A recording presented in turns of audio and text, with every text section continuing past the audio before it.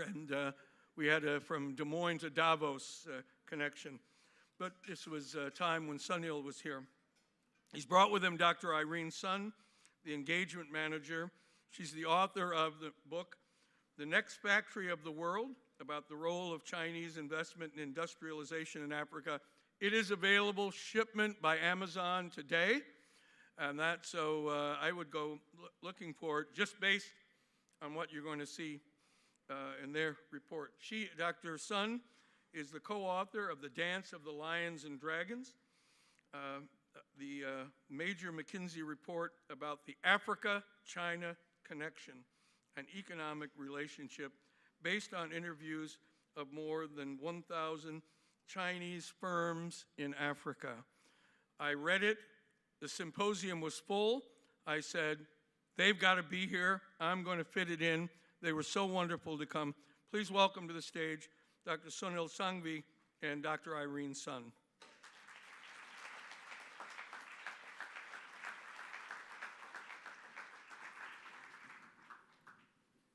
Over to you. Thank you. Thank you.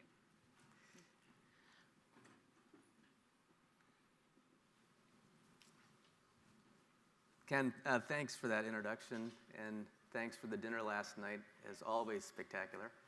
Thanks for setting this thing in motion. It's year after year, the highlight of the year. We have a lot of friends in the audience. It's great to be here. This topic of China and Africa is especially close to my heart. 25 years ago, I was at the World Bank, and I got a chance to see the early innings of the Chinese ag transformation. And then more recently, I've been working on agriculture in Africa and have had the chance to see the early innings of that transformation. And from those two experiences, I have a belief. China matters, Africa matters, and agriculture matters, and that there's a great interconnection between those three themes. As Ken mentioned, McKinsey works in each of those areas, and under Irene's leadership, we just did some research on the impact of China in Africa. And the findings were a little bit interesting. We found that we are underestimating the impact of China in Africa. It's more than is commonly reported. It's more than the statistics show. But we're overestimating the impact of China on African agriculture. That's lagging.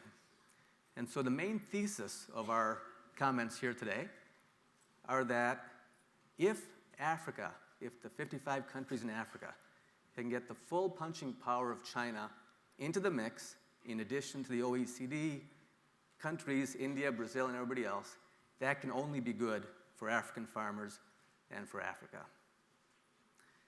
To make these points, I'll set a few minutes of context at the beginning. Irene will come and give the main part of the talk about the summary findings from our research, and then I'll come back and do a short close.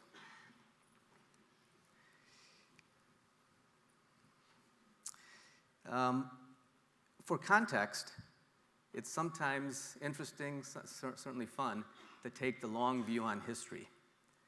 And let's see if I can get the first chart up here. If we do that, you see the importance of China over time. What this first chart shows is that share of GDP, global GDP from Christ to 2016. And the light blue is China, the dark blue is mostly India. And you see for the first 1,800 years, the world's GDP was mostly comprised of India and China. The world's GDP is population times per capita productivity. And around 1800, the per capita productivity in the West started increasing dramatically. And you see the great increase in the share of the world GDP of Europe and the US. At the same time, along the top of the chart, you see how large the economy started to become. It was in constant dollars about $1 trillion in 1800, $37 trillion in 2000, and 166, whoops, go back here, and $67 trillion in 2016. So the lift that the West did in 200 years is really remarkable. And then at the end, you see the resurgence of China. That's the light blue wedge growing again. And you see in a huge, huge world economy how it has come back. Right now you have the 5-year Communist Party Congress going on. A lot of us are following that. And the ambitions that are coming out of that. The Belt and Road is going to be a much bigger investment on an apples-to-apples comparison than the Marshall Plan was. It's an amazing amount of lift that the Chinese can do, and that's why we say China matters. Now, Africa. With the full awareness of how risky it is to try to say anything about the future, we did it anyways. We did a little modeling to say, what could the future look like? We know that Africa is going to have a lot more people, and it's going to benefit from that. And we said, if Africa could maintain a 5% productivity growth, it's more than it has in recent years, but it's less than India and China have, what could the future look like? And this chart shows what the future could look like in 2050. You would wind up with an Africa at $9,000 per capita GDP. That's about what Eastern Europe is today. You would have Africans in our lifetime living like Eastern Europeans live today. And the slice of the GDP that's African would be about the same as Western Europe at that time. Wouldn't that be great? Wouldn't that be great? That's why we say Africa matters. And agriculture is going to be a critical part of any African transformation because of how large it is in the economy. It's also where labor will be released to other sectors, and it's so important for social stability. So that's, at the beginning I said, China matters, Africa matters, agriculture matters. Now, to get 5% productivity growth is going to take a lot. It's going to take technology transfer, it's going to take a lot of investment, and it's going to take good policy and governance on the part of African governments. The amount of investment, as we all know, to get the African Green Revolution to happen is enormous. And there's plenty of room at the table for the Chinese development model, for the Western development model, for the Indians, for the Brazilians. To be sure, there are some questions about the Chinese development model, about the inclusiveness, about the support for autocratic regimes, about the environmental footprint. These are all real and good questions. But in the longer term, you need a lot of investment to make this picture happen, and you got seats at the table for everybody. In fact, we think, and we see, increasing opportunities for collaboration across these different development models, each which has strengths and weaknesses, and each which is changing. Irene will talk a little bit about the changes even in the last few years in the Chinese development model in response to some of the criticisms. So I've kind of made the case for the value of agriculture in the African ag transformation and the importance of China playing a bigger role in that. The question is, why is it that China's impact in agriculture is less than it is in manufacturing or mining or infrastructure or other sectors, and what can we do about it? In order to get some ideas into that question, Irene's going to come on and talk about our research, and I'll come back and do a short close. Thanks so much, Sunil, and thanks to Ambassador Quinn and all of you for being here today. It's a pleasure to be able to present to you the findings from our recent report, The Dance of the Lions and Dragons. Now, before I get into the findings, let me tell you a little bit about why we went out and did this research. The Africa-China space is interesting, in part because it's characterized by two things that you normally don't find together.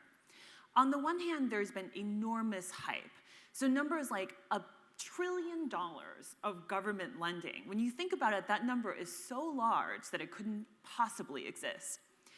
On the other hand, there's been sharp anxiety. So words like exploitation and neocolonialism being thrown around to describe this. Between the two, there have been precious few facts to help us understand what are the real opportunities, what should we be getting excited about, and what should we be worried about. So we at McKinsey wanted to bring a fact base to this question of what China is doing with Africa to help us understand what are the opportunities for mutually beneficial growth. So in a space where there are so few facts, we had to go out and create the fact base. So let me tell you how we did that. We took 8 African countries that together represent about 2/3 of sub-Saharan African GDP and about half of Chinese foreign investment into Africa. We hired a small army of Chinese researchers, and together we went out and interviewed more than 1,000 Chinese firms. These were detailed in-person conversations conducted in Mandarin or sometimes in Cantonese or local Chinese dialects. In addition to that, we wanted to understand the African perspective. So we spoke to more than 100 African government and business leaders in these 8 countries, and we consulted all the existing data sources, more than 70 sources in total. When you take this all together, this is the largest fact base that has ever been assembled about the China-Africa economic relationship. So what did we find? Let's start with the big picture, the macro view. China already is Africa's largest economic partner. We took the notion of economic engagement and broke it into 5 dimensions: trade, investment, that's both in terms of stock and growth, infrastructure, and aid. On every dimension, China is amongst Africa's 5 leading partners. No other country can claim this. And in some cases, it's not even close. So on trade, China is 3 times larger than Africa's next largest trade partner. In infrastructure, it's even more pronounced. China is bigger in infrastructure financing than the World Bank and 7 times larger than the next largest bilateral financier. So when we talk about the Africa-China relationship, it's no longer just an interesting possibility for the future. It is the reality for Africa and China today. However, as Sunil laid out, when we look at agriculture, there's been too little activity. So here we show African agricultural exports to China. The growth rates look good, but when you put it in context, China represents only 3% of African total agricultural exports. The potential for growth here is enormous when you consider that China is 1/5 of the global economy. Now, if that's the macro view, let's look at the micro view, the firm level view. So let's start with a basic question. How many Chinese firms are actually operating in Africa today? This is a harder question than we expected. So let me tell you a little bit about how we got to the answer. In every country, we started with the Chinese government data, the Ministry of Commerce registry of the Chinese firms it knew was operating in each of these countries. We're just showing 3 examples here. Then we took the local government data. So in the case of Kenya, KenInvest. In the case of Nigeria, the Nigerian Investment Promotion Commission. Then we added in, depending on the country, between 5 and 10 additional data sources: business association membership lists, press-based registries. We matched every name on every list against every other name on every other list for a combined total. And what we found was 2x, 3x, sometimes 7x the number of firms that either government on either side expected. When you extrapolate this to the rest of the continent, we think there are already more than 10,000 Chinese firms operating in Africa today. To put this in perspective, that's almost 4 times the number in the previous largest data set. So what are all these firms doing? The answer is lots of things. About 1/3 of them are in manufacturing, but there are significant numbers in other sectors like services, trade, and infrastructure. In some of these sectors, they're making a dent in taking leadership positions in the market.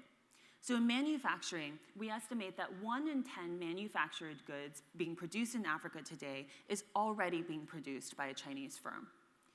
In infrastructure, their market leadership is even more pronounced. They're winning half of all EPC contracts in Africa today. But again, agriculture, underexplored in terms of investment. So when you look at commercial farming, only about 4% of announced Chinese projects ever come into reality.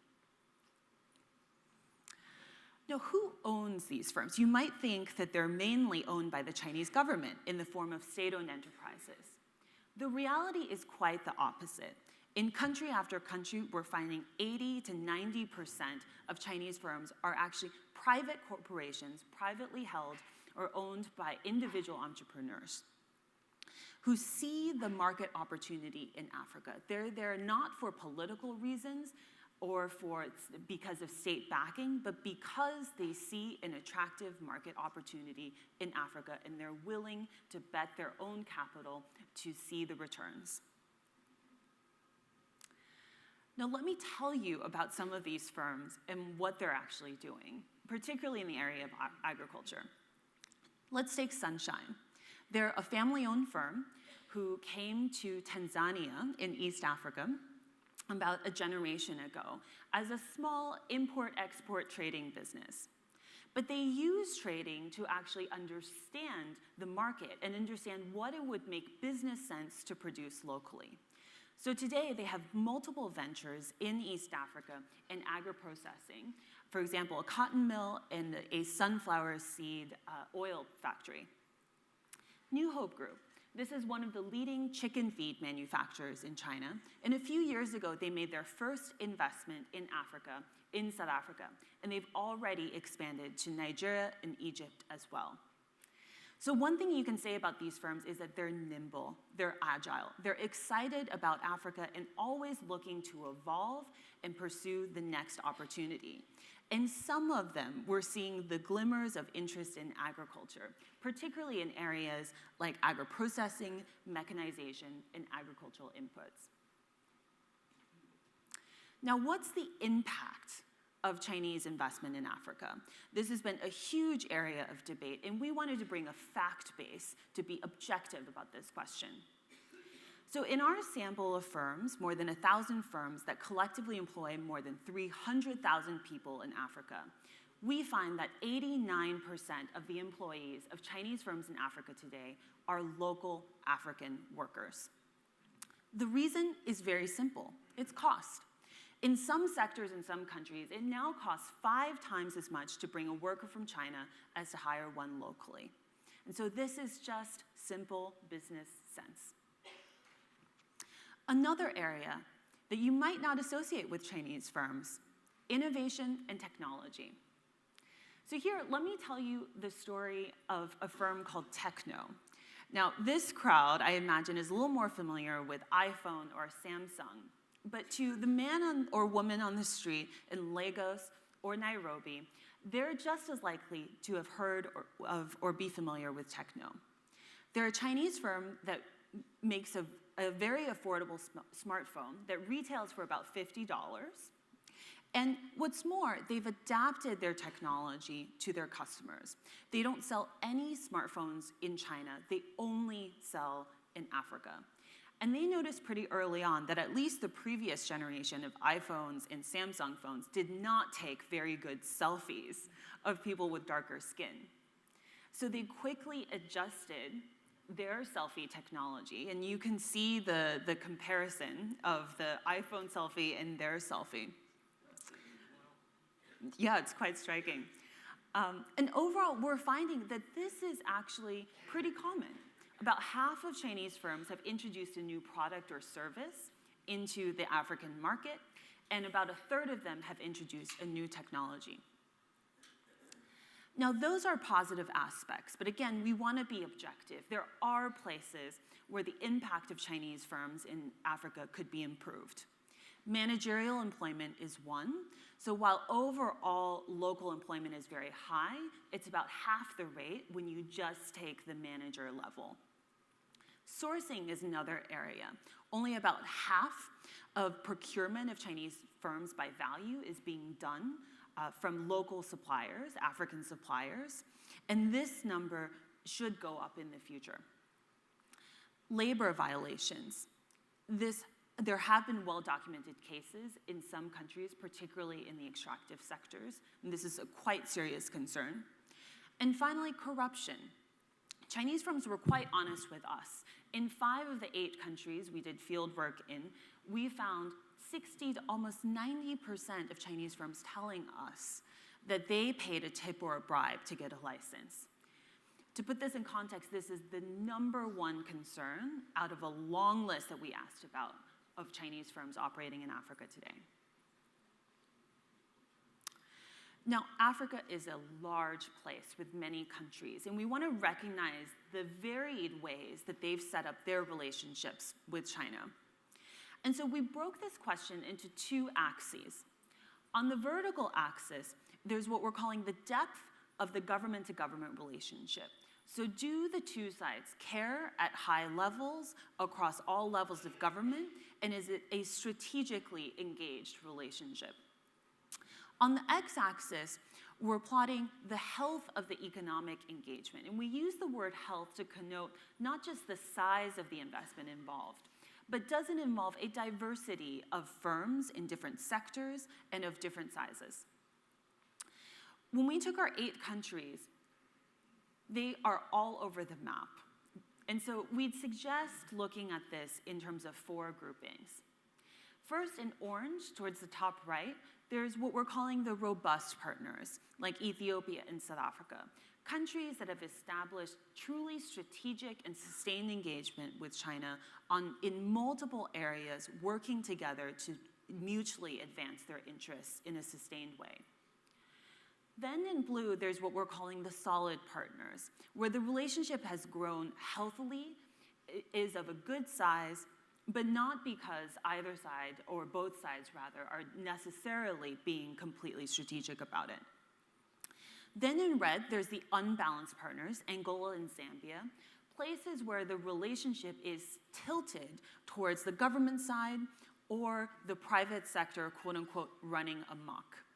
In these places, growth has often not been the issue, but we would say if there's an exogenous shock that affects some of these countries, the investment amounts or the trade amounts may see a sharp downturn. And finally, there's the nascent partners like Cote d'Ivoire, places where the relationship is so new and so trade-based that the partnership model has not yet become clear. Now, what of the future? So to level set, today, if you add up the revenues of all Chinese firms operating in Africa, it adds up to about $180 billion today. If everything continues status quo, business as usual, we're looking at pretty good growth to about $250 billion in the next decade. But much more is possible, more like $440 billion, or nearly $500 billion of opportunity.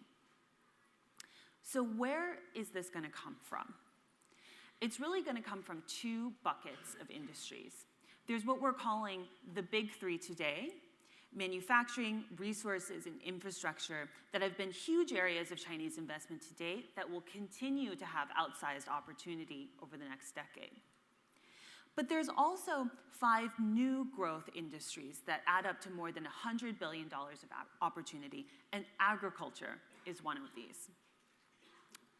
What are going to be the big China-Africa agriculture investment opportunities? Well, there's 5 buckets. Infrastructure. This is a natural adjacency to the Chinese construction industry's dominance in Africa today. So it's natural to think that they could expand into agricultural infrastructure, things like irrigation across the continent. The next 3, inputs, machinery, and agri-processing. China is the current factory of the world. It produces more than 1/4 of global manufacturing output. There are a plethora of Chinese entrepreneurs with the technical know-how and the expertise in manufacturing, and they've already shown interest on the continent. It's just a matter of time before they get into, in a big way, agriculture-related manufacturing of inputs like fertilizer, pesticides, and feed, of agricultural machinery, and also agricultural and food processing. And finally, financing. So China, over the last decade, has developed some of the leading cutting-edge technology in digital consumer finance. So names like Alibaba and Tencent. Alibaba recently just made Africa a strategic priority for their company. It is just a matter of time that some of these models that have worked so well with the base of the pyramid in China actually come and are explored in Africa. So finally, some recommendations. We started this by saying that we believe there is such a huge opportunity for mutually beneficial and sustainable growth. And there are 10 recommendations that we have to make that a reality. They break into different audiences. So for African governments, our main message is make this a strategic priority. China is already the continent's largest economic partner. Let's make sure that bureaucracies and the national strategies are updated and there's sustained engagement to treat China like the big partner and big opportunity it is already. To the Chinese side, our big message is let's make sure to understand the role of the Chinese private sector. To date, all of the massive funding that has been available from Chinese policy banks and by the Chinese government has gone largely to state-owned enterprises. Whereas the reality on the ground is that it's private Chinese firms doing so much of the heavy lifting. So let's make sure that those firms are supported by the Chinese government, recognized by them, but also guided in terms of good business practices. To the private sector, there are massive partnership opportunities, JV opportunities where the Chinese side can bring capital and technology, and the African side brings market access and market knowledge. And finally, there's interesting public-private partnership opportunities, including in agriculture. So imagine if that 3% of African agriculture exports to China could grow to what China is in line with the global economy, something more like 20%. One thing that could really help that is if the Chinese government and African governments agreed to a pre-purchasing arrangement, where if African producers can make it, then China agrees upfront to buy African agricultural commodities at a market price band. This would give African producers the confidence to actually invest in improving yields and productivity. And macro level, it would improve Africa-China's trade balance and diversify African agricultural exports. So we think the future is bright and that there is so much opportunity within the overall Africa-China relationship to expand further into the agriculture realm.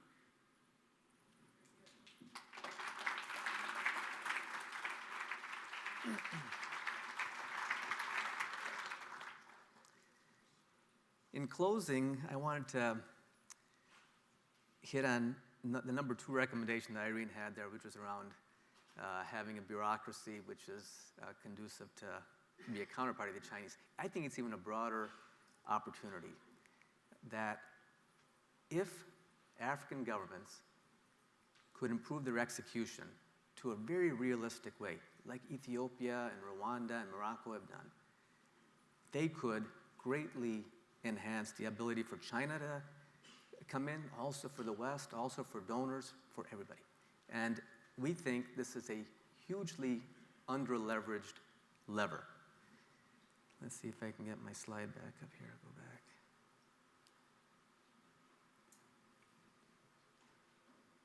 Doesn't matter. What do we mean by better execution? We sometimes call this a soft side of getting a large change done. What we mean is 4 things. One is getting all the stakeholders engaged to create a common plan and to be aligned around it. This is when President Adesina was working on NIRSAL, the Nigerian Incentive Lending Program. He spent an enormous amount of time with 24 bank CEOs creating a plan. If you do that on the back end, the plan is much more likely to be executed. In Morocco, when they wanted to get Spanish banks to give the back office and offshore it, they worked for a long period of time with the Spanish banks and co-developing what a BPO park would look like. Again, after you do that, the execution becomes much easier. So that's one, is just invest the time, the process, and the energy to do the upfront stakeholder alignment. Number 2, if you're going to drive a big transformation or drive a big effort to get Chinese and other investment in, get a great team. The ATA is an example of a great team. They've got world-class people, the diaspora communities we were talking about yesterday, international experts, local business people, they've created a great team. What's it cost? Some millions of dollars. It's not a huge amount. You probably need to pay them more than a civil service employee, so that's going to be some flexibility. You need to give them the ability to hire and fire. But those are things that are manageable. You need a great team. It should be a non-negotiable if you're doing a big change. Number 3, you should, I gotta think what number 3 is. Support the leaders. Every big change that's happened, you could trace back to just a handful of leaders that did something extraordinary. And in Africa, the ministers and others who are trying to drive change are doing things which they haven't done before. They're driving a large-scale change program. We believe there should be an African Ag Leaders Academy to help arm business and government leaders with the training and the peer support networks that would make them great. Again, not expensive, it should be done.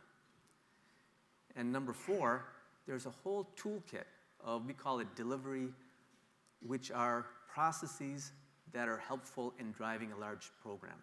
There's project management, there's software, there's hardware, there's measurement technology.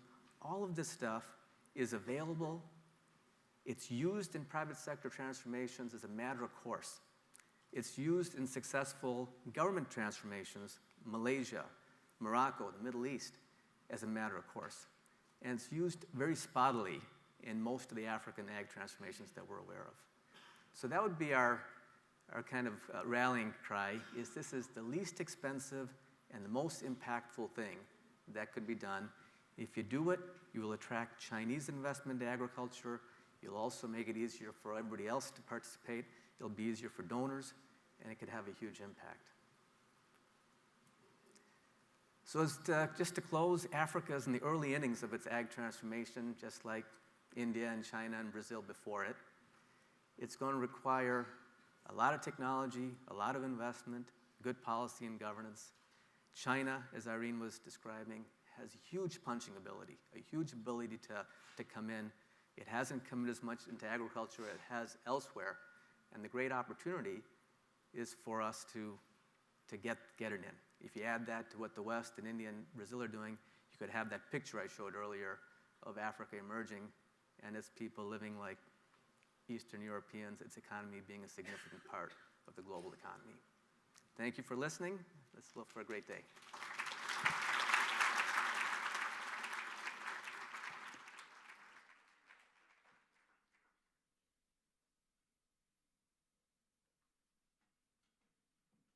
Wow, that was incredible. Oh,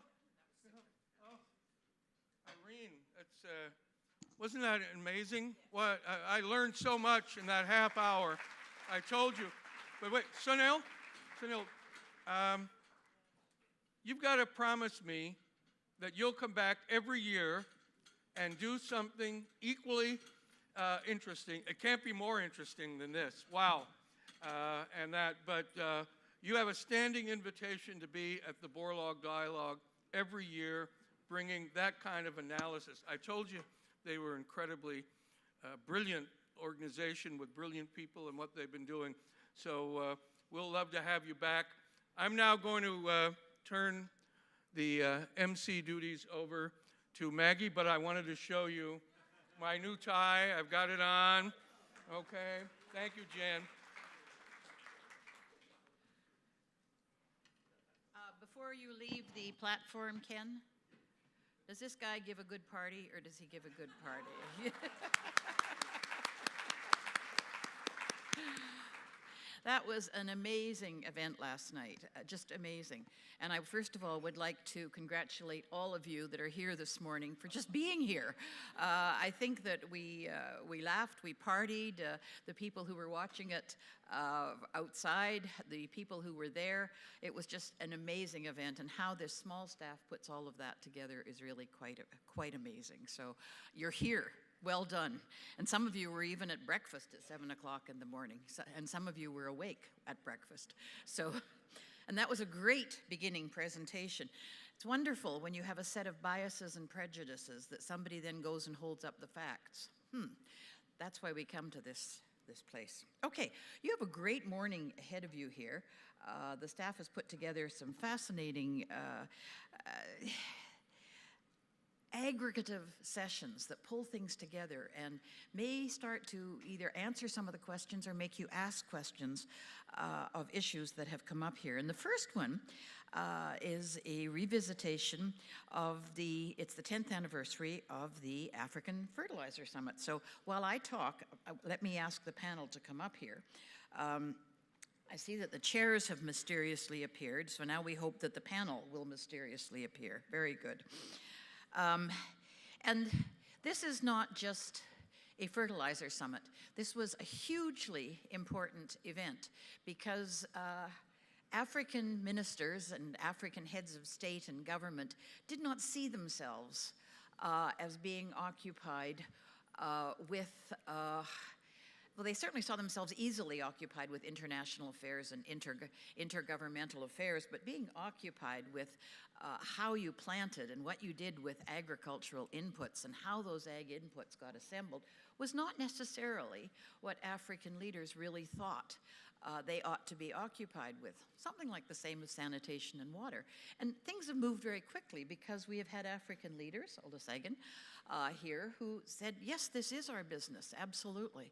So what I do in my life for the last 20 years is I sit on boards, which I try and help that organization to become better and more efficient, and I shamelessly exploit the knowledge and wisdom that the people in those organizations have. So I joined IFDC, the International Fertilizer Development, and they were all agog about the African Fertilizer Summit and the huge importance of this meeting for the next years, which they saw, yes, important as fertilizer, but even more important as a harbinger of greater top-level interest in agriculture, and that was really the extraordinary part of it. So the panel is going to be skillfully moderated by Charlotte Hebebrand, who is sitting immediately to my left.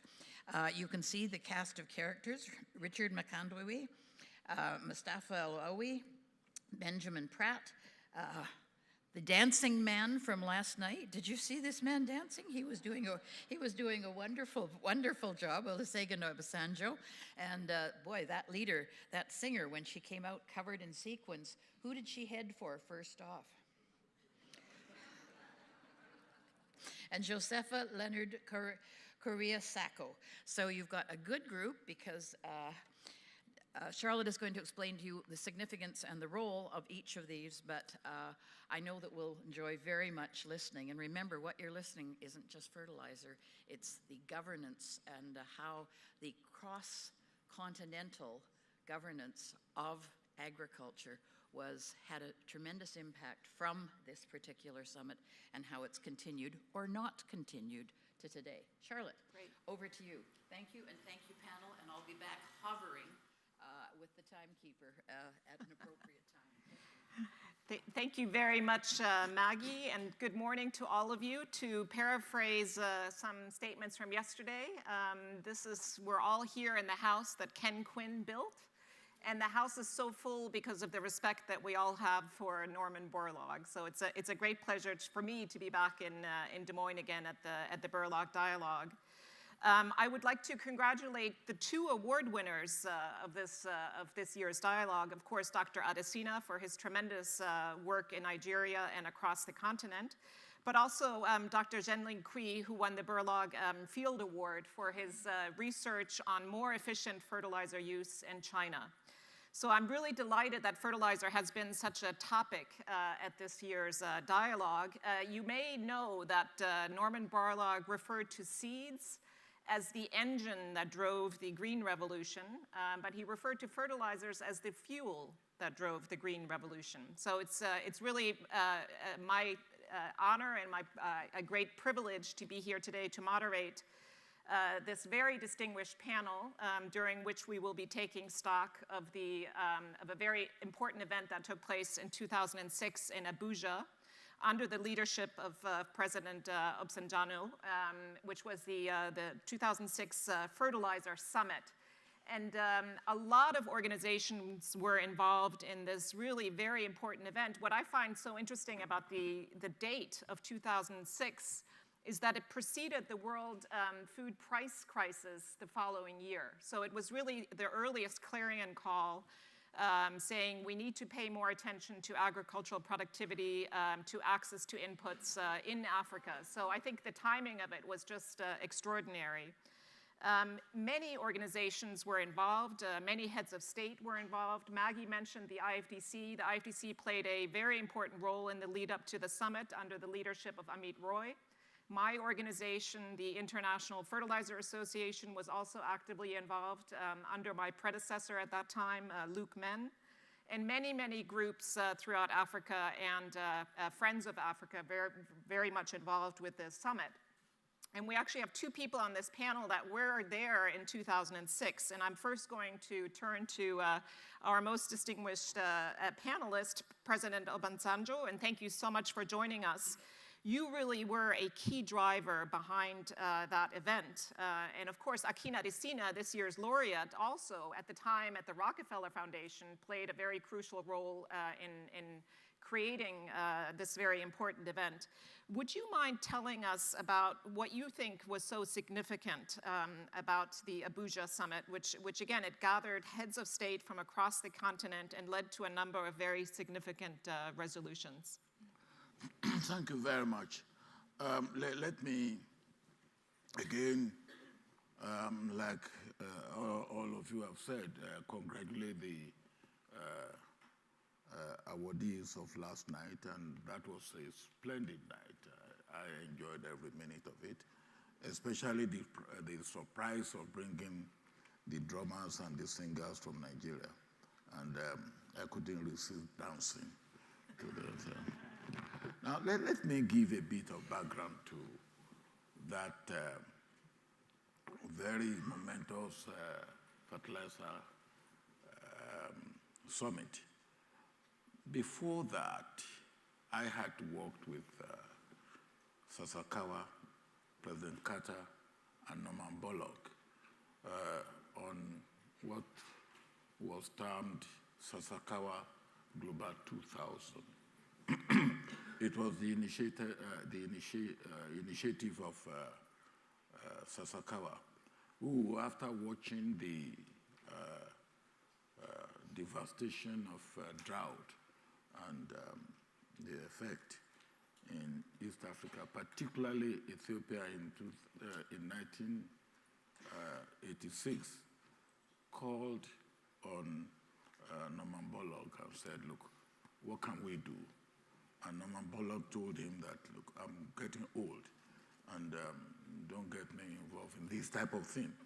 And Sasakawa said, well, if you are old, then I'm older. And then if I'm older and I'm concerned, then you cannot say you are too old. Well, the two of them agreed, and then they wanted a world leader who would join them, and they persuaded President Carter to join them. And President Carter thought that there should be an African leader who would join them. President Carter persuaded me. By then, I have ceased to be Nigerian head of state, but I haven't become Nigerian elected president. So that was what led us, and we went around Africa. So I have seen, not only in my country, but all over Africa, the effect of what I can call the death of the earth as a result of loss of nutrients in the soil. So when at the instance of Norman Borlaug and the Rockefeller Foundation, the idea of Fertilizer Summit was brought to me. It found a fertile soil, so to say, in me, and then I decided and accepted to lead it. And as you have rightly said, we had leaders from Africa, leaders from institutional organizations, Greek organizations from all over the world. But what was a very important outcome of that was before we went in, and I said to Akadeshina and Rockefeller and those who are behind the scene that, look, I don't want us to go in and come up with 100 objectives and targets and things to achieve. I said, look, when I was growing up in my part of the world, the rural and native people, they would say, whatever you want to do, you should be able to count it on your finger. So I said to them, we shouldn't have more than 5 objectives so that they are crisp, they are objectives that we can focus on. And the 5 that we came up with were agro-dealers network for fertilizer, financing access for agro-dealers, smart subsidies for small-scale farmers. We should support domestic fertilizer production. And of course, the 5th one was establishment of African Fertilizer Financing Facility, which was at the Africa Development Bank. And let me start by the last point I mentioned, the establishment of African Fertilizer Financing Facility. At that meeting, when that was one of the decisions, I immediately got up and said, well, Nigeria will contribute $10 million towards that. And of course, with the Africa Development Bank, you cannot move it forward unless you have $10 million as the feed fund or the initial fund. So that began that. And I would say over the past 10 years, we have made progress on those 5 objectives. Excellent. Well, thank you so much for your tremendous leadership at the time. And of course, you continued that leadership after you left the presidency and chaired the AU Commission as well. So thank you very much for taking us back to 2006. Let's turn to Her Excellency, the new African Union Commissioner for Agriculture and the Rural Economy, Her Excellency Josefa Sako. We're delighted that you can be with us today. Could you perhaps place, again, the Fertilizer Summit of 2006 in the wider context of the CAADP policy and more generally the efforts of the African Union to promote agricultural transformation on the continent? Thank you, Charlotte. Good morning, everyone. Esteemed participants, I would like to join Baba, we call him Baba, President Obasanjo, to also congratulate my brother, my schoolmate, Dr. Adesina, for the award he got in the World Food Prize yesterday. Coming to your question, I will first of all like to present the actual situation on the need of nutrition in the world. As we are all aware, today's population is 7.3 billion. And in 2023, we are going to be 8 billion. And in 2050, we are going to be 9.7 billion. So the demand for food is going to increase. And out of this increase, 2.4 billion increase, 50% will come from Africa. So there is a need that we need to boost productivity. We need to transform our agriculture to feed our population globally and also at the continental level. That's why in 2003, the African Union Commission, through our head of state and government, they founded our flagship program, which is CAADP. CAADP was created in Maputo in 2003 to transform agriculture. Transformation of agriculture is the key pillar for our Africa we want we want to see and for the next decades. This is, the transformation is captured in our Agenda 2063. This is the agenda, we made it ourselves, we African, and we have a vision where we are going to drive our population in 2063. This is also our economic development blueprint for the continent. So this CADEP program project was created, and 10 years after, one of the main objectives was to finance agriculture through our domestic resources, through the domestic public expenditure. And the second one was to boost productivity. But 10 years after, that is 2003 to 2014, there were no much progress in terms of the 55 African Union member states. So our head of state, they met again in Malabo, and they committed themselves to still support the values of CADEP, and went further with more commitment. They brought up 7 commitments. And the thematic we are debating this morning, it's about fertilizer, but it goes on productivity. As you know, we have a lot of problem in terms of yield on our continent comparing to the other part of the globe. That's why we took the Abuja Declaration and we aligned it into the Malabo Declaration. So we were asked to report on the progress. In terms of fertilizer application, we have registered on the continent some progress. I think my colleague will go further to explain that, but there was some progress, but we are very far to attain the Abuja Declaration, which is 50 kg per hectare. Today, Africa, we are on the average of 16 kg per hectare in sub-Saharan Africa, except South Africa. This is the progress we're making, but if we go at this level, we will not reach the target of Abuja, which is 2025, to reach 50 kg per hectare. That is why, in terms of the African Union, we have a tool today, which is the CADEP Malabo Declaration Business Plan to implement the decision taken by our head of state.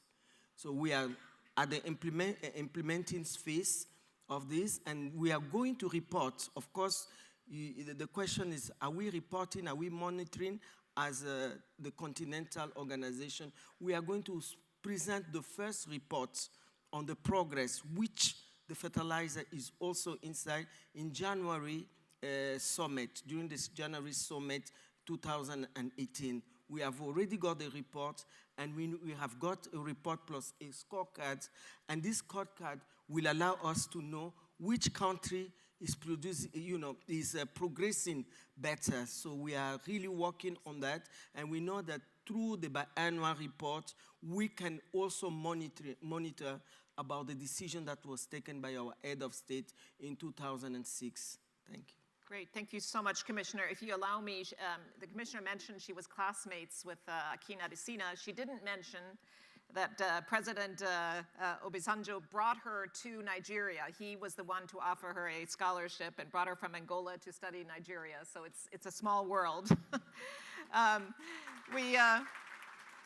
We have another very distinguished, everybody's distinguished on this panel, but our next speaker was actually also at the 2006 summit, and that is Dr. Richard Mkandawire. He's serving as the director for the Alliance for the African Partnership and is also the chairman of the Malawi Planning Commission. He, of course, has had a very distinguished career. Prior to his present position, he was the vice president of AFAP. And he has also, of course, has a long history with NEPAD and actually was one of the architects of the CADEP. So it's really great to have you with us, Richard. Could you maybe go into a bit more detail and tell us from your perspective how have some of these goals been met and perhaps how have they not been met since 2006?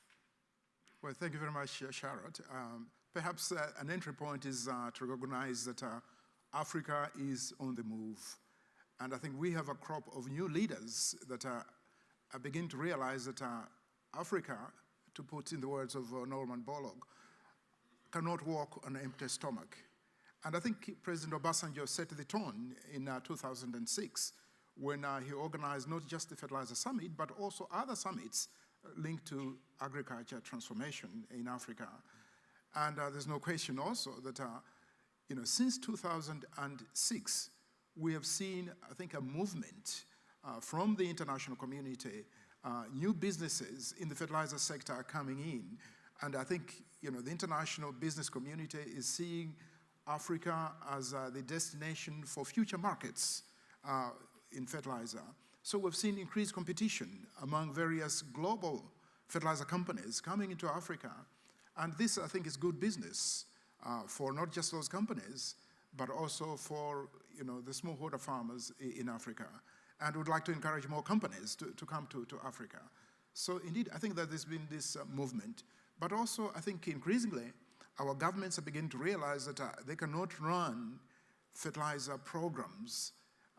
There's much greater opening up of spaces now for the private sector to come in.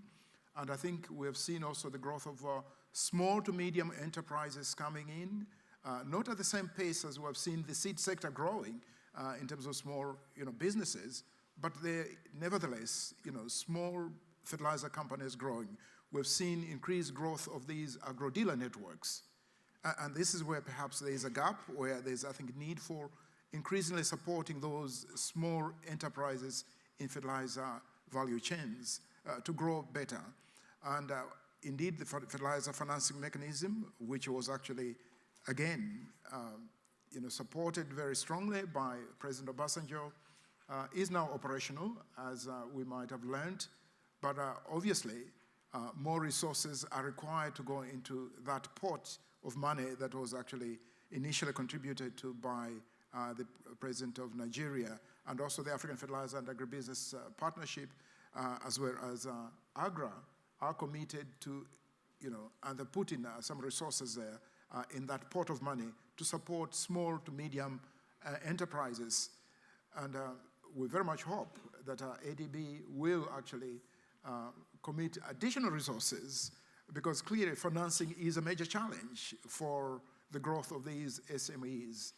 Our interest rates in Africa are so exorbitant that people cannot make business by borrowing from commercial banks. So we need to find ways of innovatively supporting these SMEs to grow. And this financing mechanism, I think, will go a long way towards that support. But I think it's also noteworthy that, with pressure from civil society organizations, which are critical to stimulating, greater accountability and push for supporting the growth of our smallholder farmers, there's actually increasing pressure in the establishment of national policies on fertilizer, including fertilizer laws in some countries. So in a number of countries, there are, fertilizer policy frameworks that have been actually put in place, regulatory frameworks. And I think this is important so that a private sector actor coming into the country is aware what is the regulatory framework, like in a country. So they should not have any guesses that tomorrow they might be manipulated, or indeed they will be, rent seeking for bribes and so forth. But they understand fully what the law says about fertilizer, establishing a fertilizer company in a given country. Even at the regional level, regional economic community level, COMESA, which is the common market for East and Southern Africa, there's actually a regional fertilizer regulatory policy framework that has been established. The same is true for ECOWAS. So clearly, I think there's this awareness that something needs to be done to really stimulate increased investments in fertilizer value chains in Africa, and would very much hope that the global community will actually look at Africa as the destination for future investments of fertilizer. Thank you, Sharon. Excellent. Thank you so much, Richard. We have two very distinguished panelists here from the private sector. They're actually both IFA members. So I'm going to first turn to Ben Pratt, who's the Vice President for Corporate Affairs at the Mosaic Company, which is one of the largest producers of both potash and phosphate fertilizers. Ben, maybe we can shift away from Africa for just a few minutes, and could you explain how you perceive how other regions have been able to enhance the access of farmers to fertilizers? In particular, let's talk about India, perhaps also Brazil. Could you give us a sense of what was necessary to ramp up fertilizer use in those countries? Sure. Thank you, Charlotte. I just would like to acknowledge it's a great honor to share the stage with you, Mr. President, and all these very distinguished panelists. So I think one of the mistakes we make when we talk about Africa, at least in the circles I'm in, which are mostly in the United States, is that we think of Africa as one thing. Africa is 54 countries. India and Brazil are countries. Africa is a continent. And that 54 countries multiplies the complexity of this issue. But to answer the question, I think what's required to increase access to fertilizers is a whole system. It starts on the ground with farmer education, which in turn creates demand for fertilizers. We won't have a market for fertilizers if there's not demand for fertilizers. And on the more macro scale, it requires good infrastructure. These are all things that are fairly clear, but it requires good, reliable, consistent infrastructure, roads, good port access. We move fertilizer in very large bulk, and it has to be moved in bulk to be economically efficient. And so it has to arrive at those countries in bulk. It also is inefficient for us as a big company to sell, to try to reach farmers individually, one by one, as customers. It's much more efficient for us to have a network of retailers, and especially in regions where farmers are smaller landholders. And so having a network of retailers is very important. These are all things that, if you look at India, those things have been achieved in many sections of India, but India still has many challenges. It is impossible for us to reach Indian farmers one by one, given that most of them are very small landholders. Brazil's a very different story. And the challenges in Brazil that existed until the last 30 years, say, came primarily from infrastructure challenges and some political instability. We have to be able to rely on long-term ability to serve the market. This is not, we talk a lot about sustainability, and we'll talk about that more. Sustainability is really the ability to sustain your business or whatever your enterprise is. And that means we can't have a market that opens briefly and is profitable and then closes due to some sort of instability. It is, I will say, very critical that we figure this out, that we come together to increase access to fertilizers, to put a different spin on your stunning statistic about fertilizer use. The Global Harvest Initiative's 2017 GAP report was launched here on Wednesday. It includes a statistic that shows African farmers will meet just 8% of the growth in their demand for food, but through increased productivity of existing land. 8% through increased productivity. That needs to change. We need the existing land that's being farmed to be far more productive, in addition to bringing good farming lands into production. So access is very complicated, and it requires a long-term commitment. It's not easy for us to just turn the ship and go to a market briefly. It requires long-term commitments. Thank you very much, Ben. The next question is for Mustafa Al-Wafi, who's the Managing Director of the OCP Group, a very important North African producer of fertilizers. Mustafa, the 2006 summit really shone a spotlight on the fact that over centuries, really, African farmers had been harvesting from their soils, but not replenishing the nutrients sufficiently. Could you give us a sense of again, keeping in mind that Africa is in fact 54 countries, but in a very general sense, could you give us a sense of the the problem, the extent of the problem of nutrient depletion on the continent.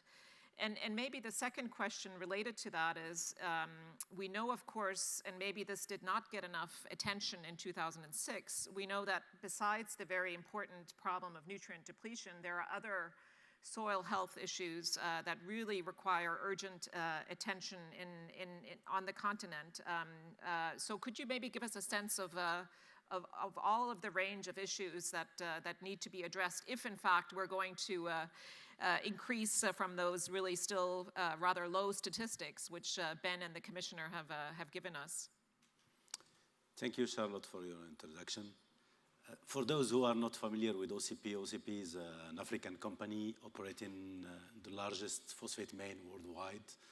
We are 23,000 employees with 17 nationalities in 15 countries, serving our customers globally.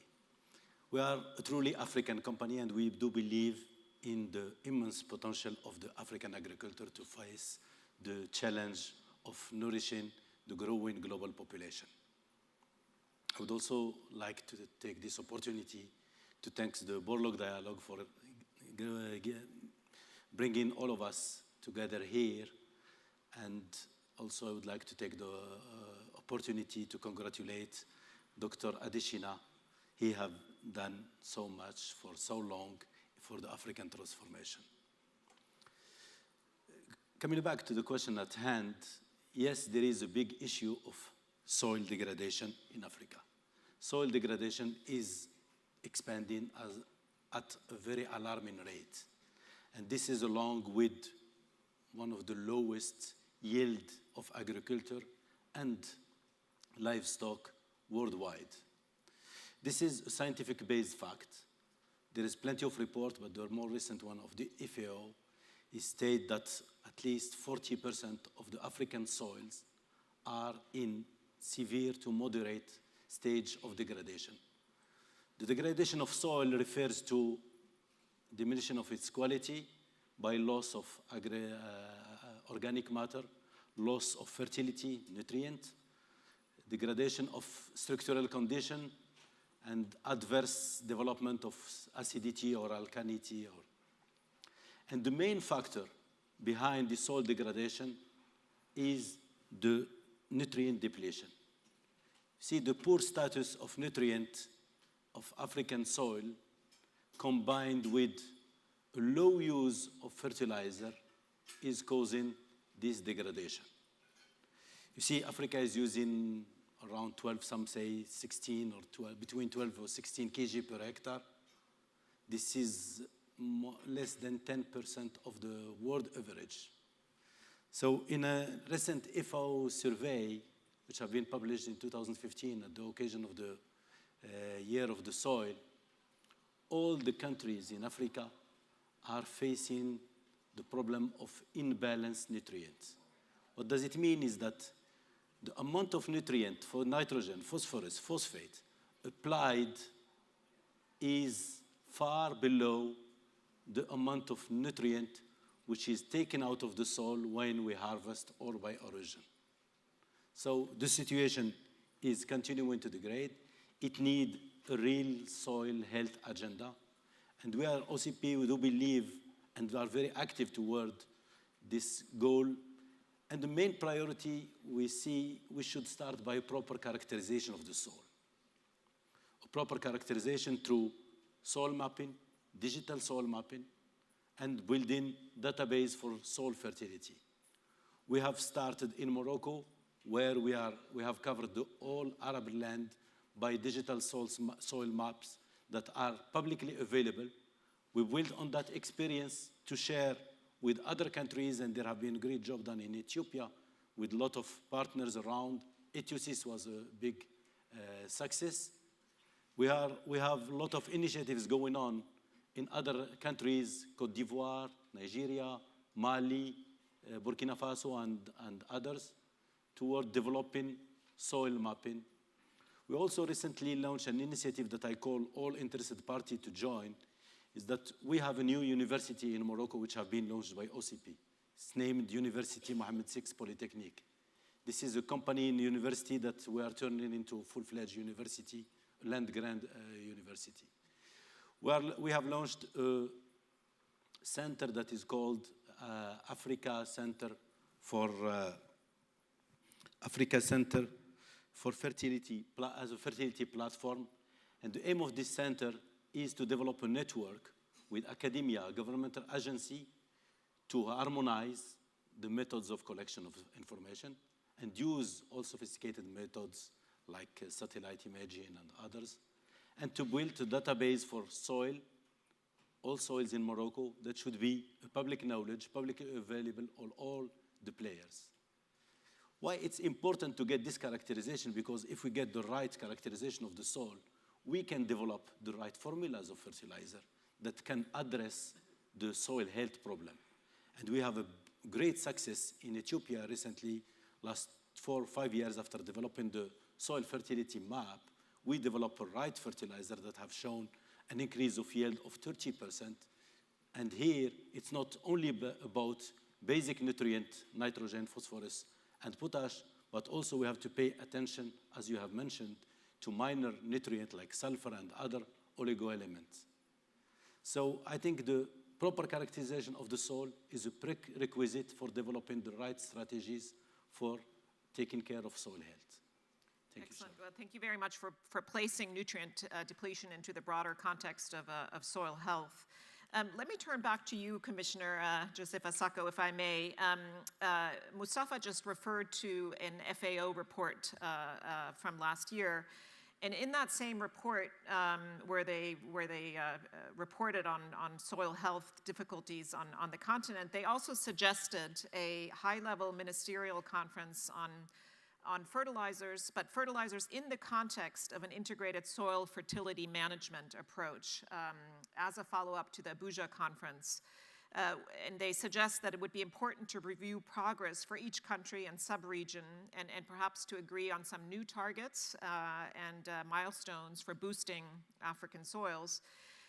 From your perspective as the new agricultural commissioner at the African Union, do you think that this kind of an event or this kind of a renewed focus on African soils and African plant nutrition is a good suggestion?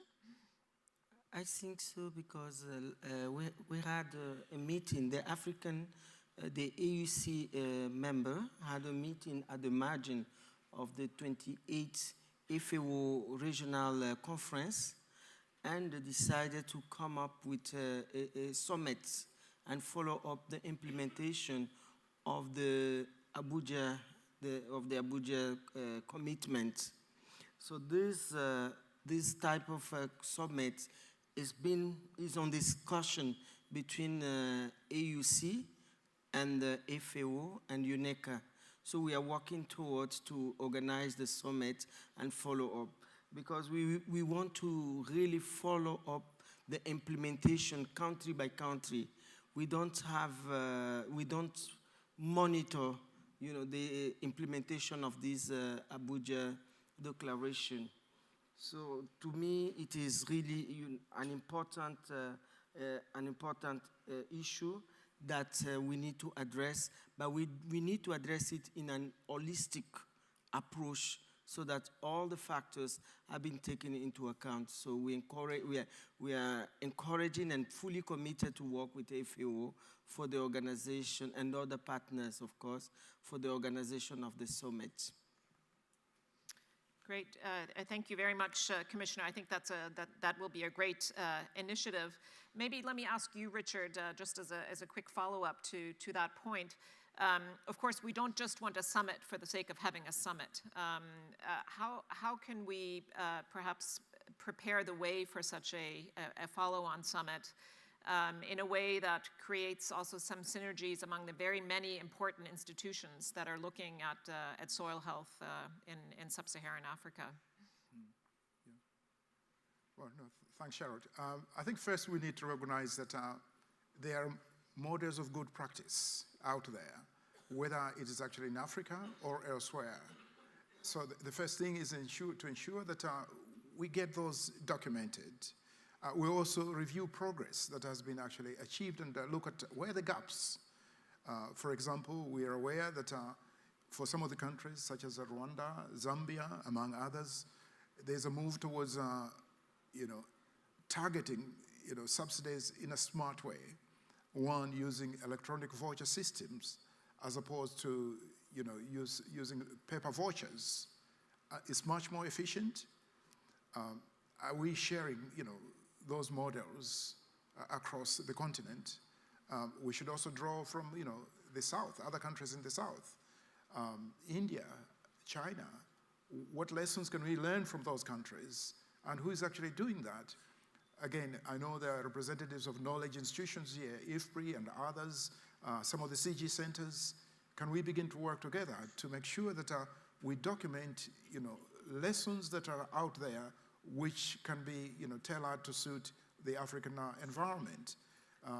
Again, statistics, ensuring that we have appropriate statistics on fertilizer, that is critical, including, by the way, the need for ensuring that within Africa, we have our own think tanks which begin to guide us in terms of some of these practices, advising governments in terms of what is appropriate and what is not appropriate, including, of course, ensuring that where there's rent seeking, that rent seeking is exposed through data collection and appropriate statistics. So really knowledge is important. I know Madam Commissioner here is committed to looking at an African think tank. Yes, would like to draw on global knowledge, but I think it's important that Africa takes the leadership in terms of articulating the challenges and the opportunities that are out there within the continent, but also drawing on a global knowledge. Great, thank you. Thank you very much, Richard. Ben, let me turn to you next. You actually, the Mosaic Company had a very interesting side event here at the Borlaug Dialogue the other day on sustainable fertilizer use. So the question for you, Ben, is as African farmers hopefully will continue to increase fertilizer use, and let me just say that actually right now, Sub-Saharan Africa is the fastest growing region in terms of fertilizer demand. That sounds, of course, very impressive, but we need to keep in mind that it's starting from a very low base. But nonetheless, it is important to recognize that. But as the use of fertilizers increases in Africa, from your perspective, Ben, what do we need to pay attention to so that we can perhaps ensure that fertilizers are being used in a efficient and sustainable manner? Sure, thanks, Charlotte. You take a step back, and I think if I asked everyone here to define sustainability, I'd get a different answer from all of you. At Mosaic, we think about sustainability in the broadest possible sense. It's everything that contributes to our ability to sustain the business. And at the very heart of sustainability is profitability, right? And I know that most people think about sustainability as environmental sustainability. They go hand in hand. And I think one of the great benefits that African farmers have available to them now is all the learned, the errors of the past, right? And the great technology that's available to apply to fields. As Mustafa mentioned, the technology exists to map fields and make sure that fertilizer is used appropriately. In the US, we have a big problem with fertilizer loss to the environment and the subsequent impacts on the environment. That's what we talked about at our side event earlier this week.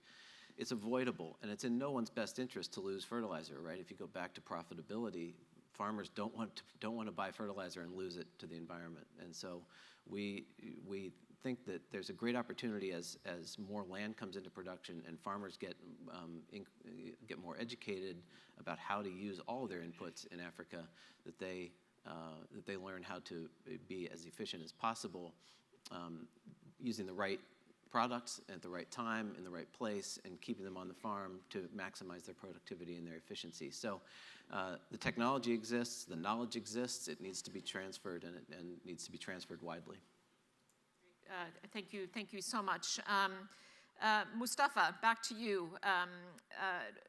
Would you describe how private sector, of course, is a very big term and includes the big producers, it includes all the players in the value chain.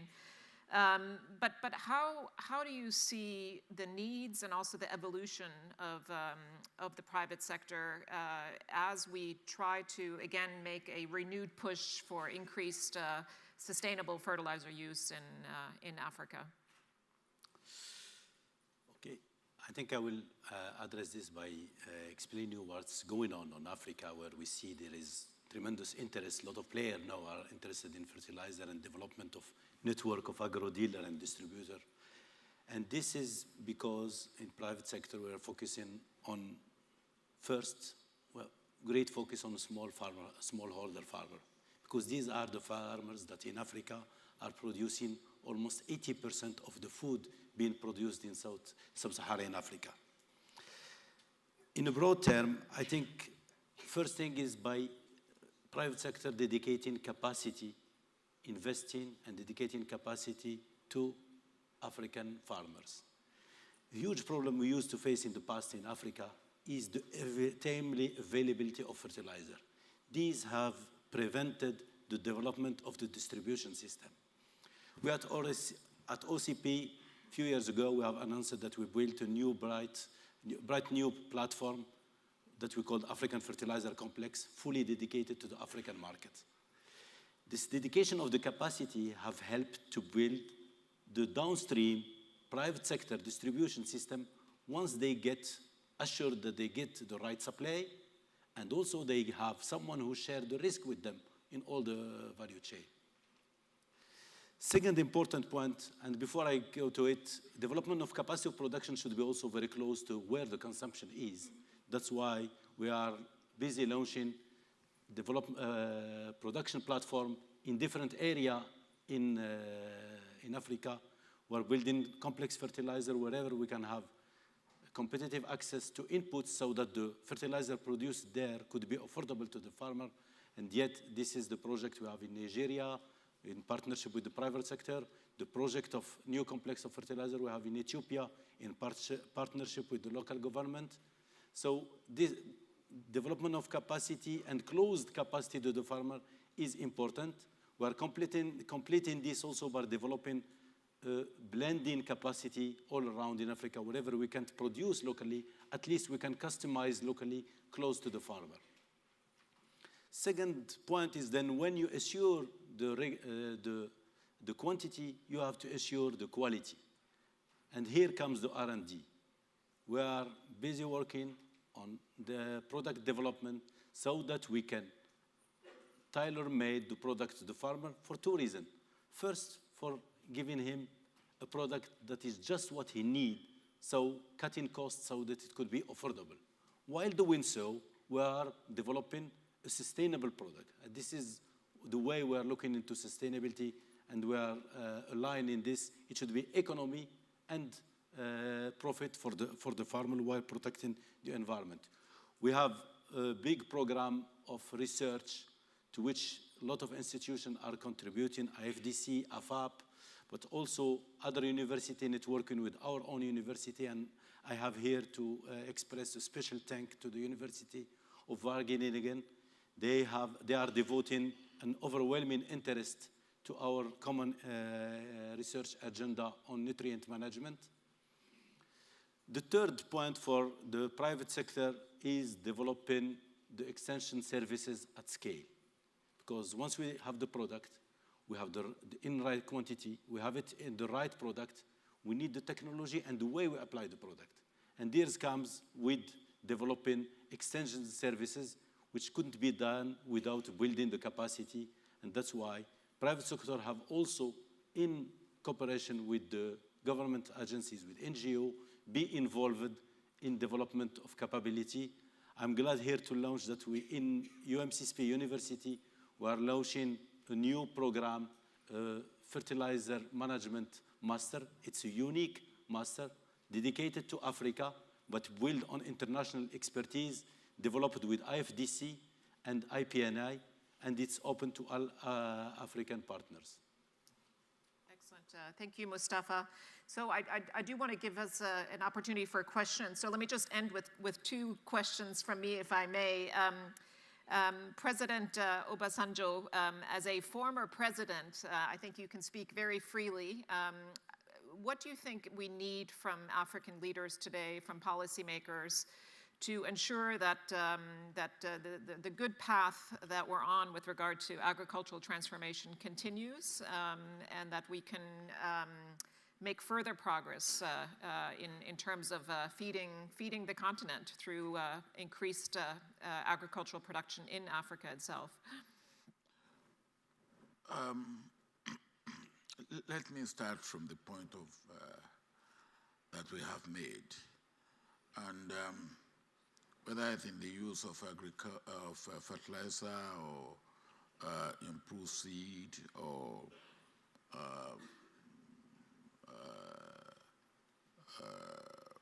awareness raising, I think we have made some progress. What is, I believe, is necessary is to actually review what progress we have made. The new Commissioner for Agriculture at the AU says some reports are ready. I believe that review is very, very critical. On fertilizer, we may have something we may call Abuja 10+, or whatever we will call it. What have we had? What has worked and what has not worked? And as Richard said, I think, well, there are good best practices that we can find out and copy. And it's not, the idea is not to name and shame. The idea is to extol what is good and to spread. And probably for once to also pat ourselves on the back and say, well, in some areas we have done well and we should continue to do well. But what government should do, particularly, is coordination. We should have policies that coordinate. You see, unlike other businesses, in agriculture, you have so much to bring in. And even take the fertilizer we are talking about. You have the producer, you have the supplier, you have the agro dealer, then you have the farmer.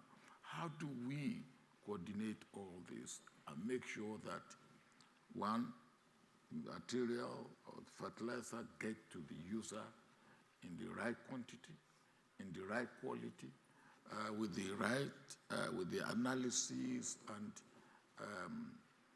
of the soil and what the soil needs, and that cannot be done alone by just one of these units. Government must have a policy, and that policy must be consistent, it must be sustainable, and then they must have a policy where farmers can reach or have access to all that he needs. If the farmer cannot have access, then there's no use in putting even fertilizer where farmer cannot have access to it. It must be accessible, and it must be accessible when it's required. Unlike other things for agriculture, if you do not have the input when you must have it, you might have lost a year. So this policy must be, and it must be managed, handled at the highest political level. That is very, very important. That's an extremely important guidance for policymakers. If I can just highlight two things that really struck me about what you said, I think you make the point that we cannot monitor what we don't measure. So to the extent that we are going to make another high-level summit to focus on soil health, let's really make it something that we can prepare well for, so we understand, as Richard said, what the gaps are. But that we can also set into place a mechanism, perhaps even at the national level, to make sure that we're making progress and to see where we need to shore up different efforts. The other thing that I think is so true about what you said is we all need to work to improve access to farmers, men and women farmers. And it's not just the access to fertilizers, because fertilizers are really a very knowledge-intensive product. So it's access to fertilizers, but also it's access to the knowledge on how to efficiently apply fertilizers. I think those are two very important points. So if I'm, yep, can I give the floor to the commissioner, because she will take this project forward. So any closing thoughts from you, perhaps, Commissioner? Thank you very much. I know that our time is over, but I would like to reiterate the position of President Obasanjo, and the Commission will take it on board, all the recommendations he made. But I would like to also put another point that is important. It is the financing mechanism that we need to develop with different partners.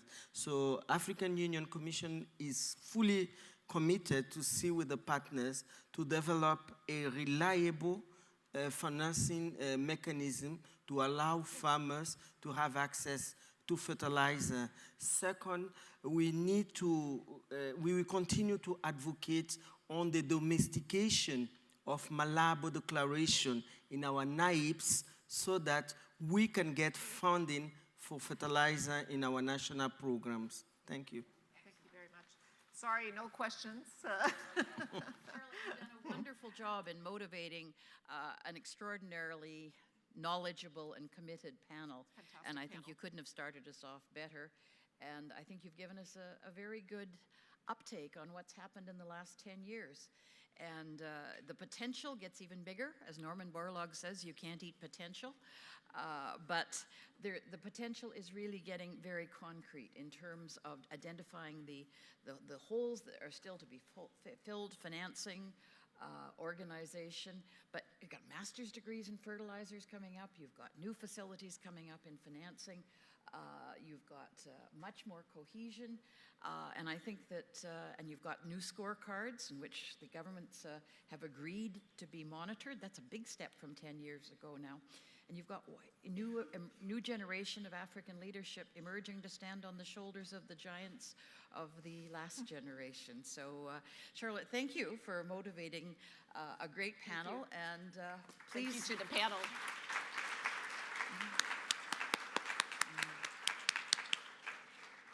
Thank you.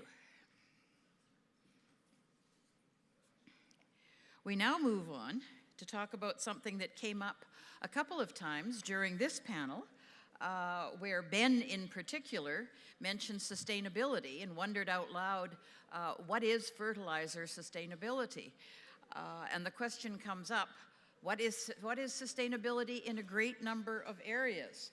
So we've got a panel that is going to enlighten us on this subject, the general subject of sustainability, but seen from a particularly interesting angle of vision, which is the substantial private sector where people have, as was said this morning, the first sustainability is that you've got to be economically viable, and then you can start looking at some of the other aspects of sustainability as well. So our panel is now coming into the room. We have, as I say, very interesting corporate participation.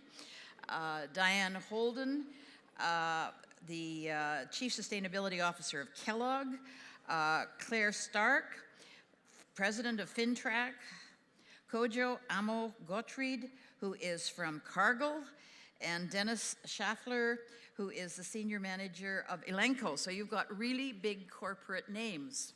And they're going to be motivated and chivied and questioned by Ismail Serageldin, who is the founding librarian of the Library of Alexandria, former World Bank president.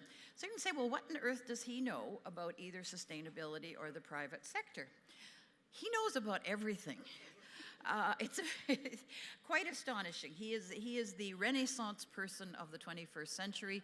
He has knowledge about architecture, Shakespeare, agriculture, ancient Arabic script, and there's even a fish in the coral reef of the Red Sea, named after him because of his knowledge of underwater biology and underwater archaeology. So there's nothing he doesn't know about. So I have enormous faith. He took over the Library of Alexandria. Within a couple of years, there was 1,000 events per year. That's more than 3 a day in this library. So since you know everything, Ismail, the floor is yours. Thank you very much. Thank you, Maggie. Thank you. And as Maggie said, we have a very distinguished panel. She introduced them, so I'm not going to do this right now. But I do want to do something slightly different. I've noted that there was one thing that had been really missing, if I may say, in our discussions in the last few days in some way or another about sustainability. I would like to say that how we measure sustainability and how we measure specifically in relation to that secret and public number that everybody holds on to, which is gross national product growth. Every country keeps worrying about its growth rates, but of course we need to amend the growth rates in order to understand better whether what we are doing is on a sustainable path or not. Among various things I did in my life, I was also chairman of the CGIAR back in the 90s, and I was also vice president of the World Bank, the first vice president of the World Bank to worry about environmentally sustainable development. So I tried very much to get the countries of the world through the UN system of national accounts to change the way that they record how their growth rates operate. You may not know it, but if companies did what countries do, they would be thrown in jail. Countries regularly deplete assets and consider them income. And of course, companies, if they sell assets, it should be reflected in their balance sheet. But countries don't have balance sheets. The GNP or GDP is a flow measure. And it's like having an income and expenditure statement. And that's a disaster. The disaster that comes out of that is that under the current system, for example, you have a forest standing up counts for 0. If it's cut down, it's a positive contribution to GNP. So the system is flawed, and we need to get it fixed. And from a perspective of sustainability, we need to look at stocks as well as flows, and therefore we should be thinking of things like wealth accounting, and looking at 4 kinds of capital. There is the capital that economists spend their time doing and studying, and that is basically about 16% to 18% of the total capital. My colleagues and I calculated that for 300 times for 200 countries. So that's a very small part. Then we have, but that's called produced assets. Then we have natural capital. And natural capital is not just the soil and the water and the petroleum and the copper and the other things. It's also the environmental services that are provided by the ecosystems on which we depend. And then you have the human dimension, human capital and social capital. Human capital is capital that is embedded in me, my education, my health, my nutrition, and I take it with me when I travel. And on the other hand, social capital is the glue that holds a society together and enables it to cooperate and collaborate and to have laws and to have institutions and to function. And you can see what happened in places like Yugoslavia or like Rwanda or like right now in Syria, in Iraq, in Libya, elsewhere. When the social capital unravels, it's very important. So sustainability requires all of that. And we need, I think, to go beyond this total obsession with GNP and GDP growth rates because they're not very meaningful. In fact, almost exactly half a century ago, there's a beautiful statement by Robert Kennedy. He said, "Yet the gross national product does not allow for the health of our children, the quality of their education, or the joy of their play. It does not include the beauty of our poetry or the strength of our marriages, the intelligence of our public debate, or the integrity of our public officials. It measures neither our wit nor our courage, neither our wisdom nor our learning, neither our compassion nor our devotion to our country. It measures everything, in short, except that which makes life worthwhile. And so, in many ways, what we want to talk about in sustainability are all those things in the human capital, social capital, and environmental capital that make life worthwhile. And I'm happy to see that we have with us a group of champions from the private sector who have to abide by proper accounting procedures for what they do, but who also are profoundly engaged with the outreach to the people, both as producers and consumers, and to integrate the activities of society into their own, and as such are making major contributions in implementing our vision of a sustainable society that goes towards the future. So I would like to ask our panelists what practices implemented by their organizations have been effective in promoting sustainable development.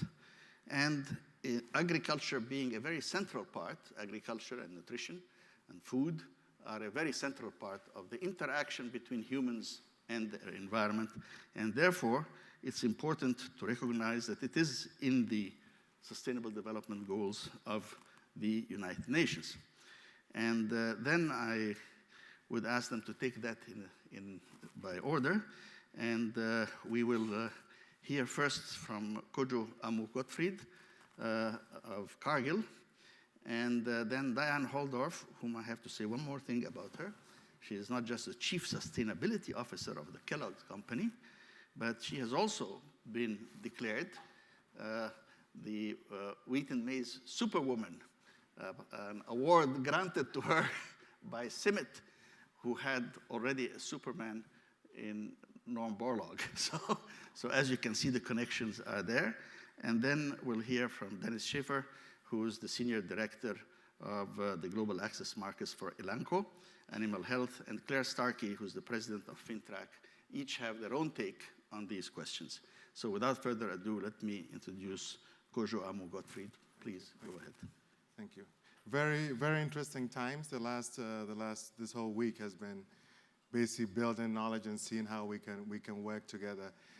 If I look at kind of the world that we are in today, I mean, climate change is shifting where we grow and how we grow food. Billions of diets are evolving just by incomes increasing and people moving to urban areas. And when we look at the global food picture, we all rely on this value chain to eat every day. Agriculture supports hundreds of millions of farmers and agricultural workers. It also has to be that when we talk about sustainability, it is economical, it is social, and it's also environmentally sustainable. That is absolutely critical in order to make sure that we sustain this for the years to come. If I look at Cargill, we've been 152 years sustaining this supply chain or strengthening this supply chain. We started right here in Iowa. First elevator was in Iowa. We are in 70 countries, connecting farmers, connecting crops to consumers. We work in Iowa, work with farmers in Iowa, corn. We work with farmers in cocoa. In Ghana, we work with farmers in Vietnam and poultry. So really grabbing the whole supply chain. As we look at, to your point, as to how we continue to, it's all about strong partnerships. It's all about how we work with government institutions, how we work with universities, how we work with our consumers, how we work with customers to really help us to address this complex picture. We can't do it alone. We don't say we can. And we have to learn from each other to be able to achieve where we want to go. If we look at some of the things we've done, whether working with cocoa farmers and strengthening capacity building, whether it's education, working with governments to enable them to understand that trade is critical, moving across boundaries. Yesterday we had President Adesina really toyed with the idea of agro boundaries versus national boundaries. And I think if you look at this space, it's really critical that we look at boundaries and how they at times inhibit trade.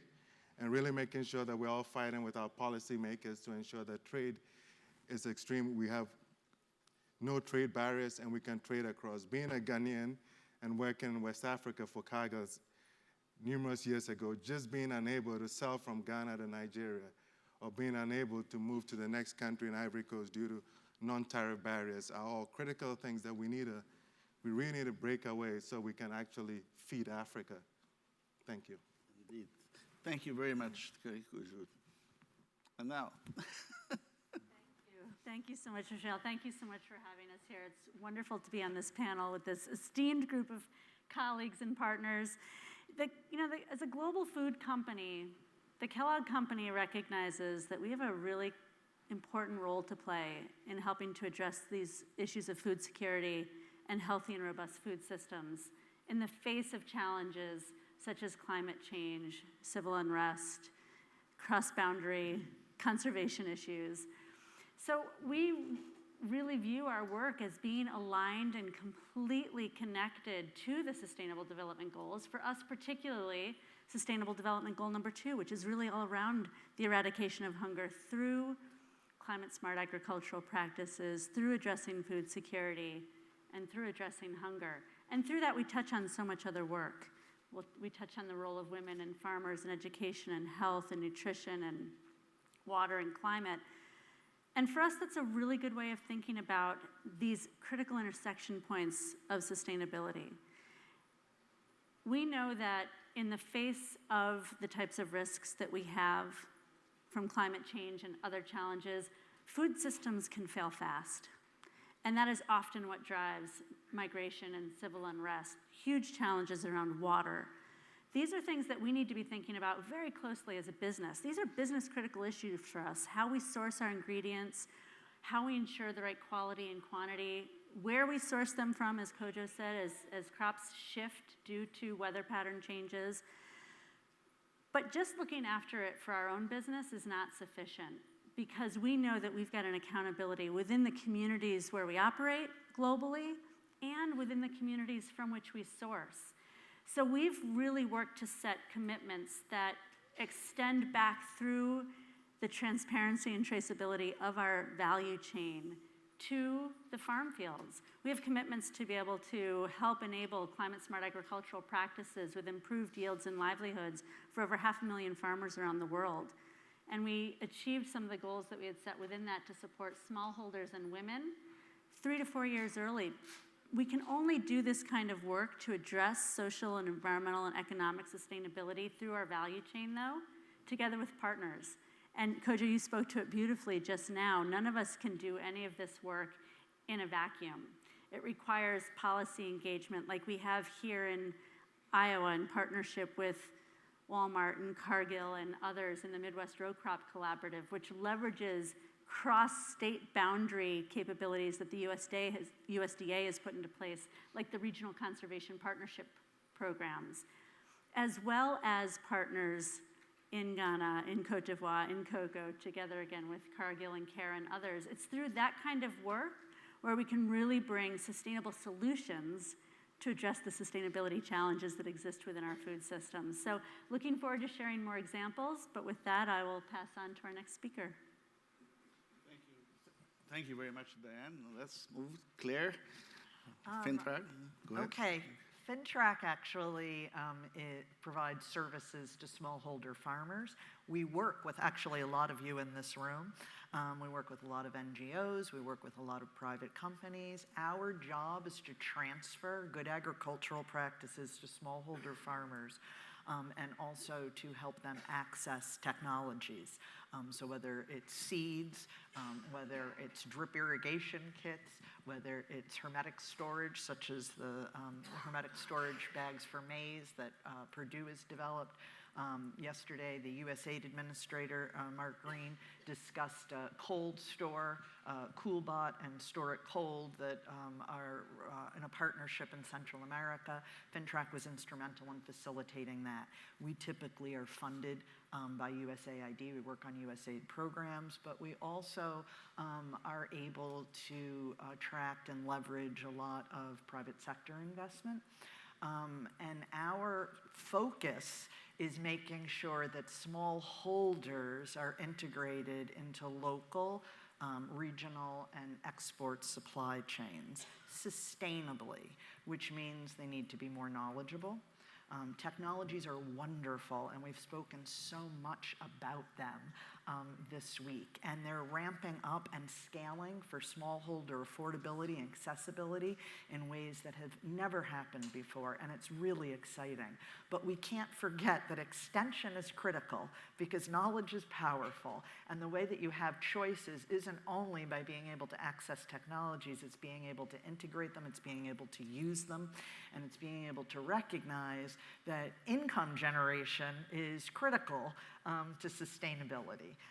And we focus on inclusion, so we work a lot with women farmers, we work a lot with youth, and each different group and each different country and each different region of each different country have different needs. Youth tend to be very interested, as many of you know, in technologies, in new and modern practices. That doesn't necessarily mean that you're going to be taking poor youth and integrating them into large companies right away. It may be, they may be working with seedling nurseries. They might be leasing machinery. There are different kinds of soil testing applications that they can be working with. There's a lot of work for youth in sort of this new age of agriculture and some of these new basic technologies. For women, a lot of it is simply decreasing the drudgery that they currently are engaged in so that they can free up time for more income-generating activities.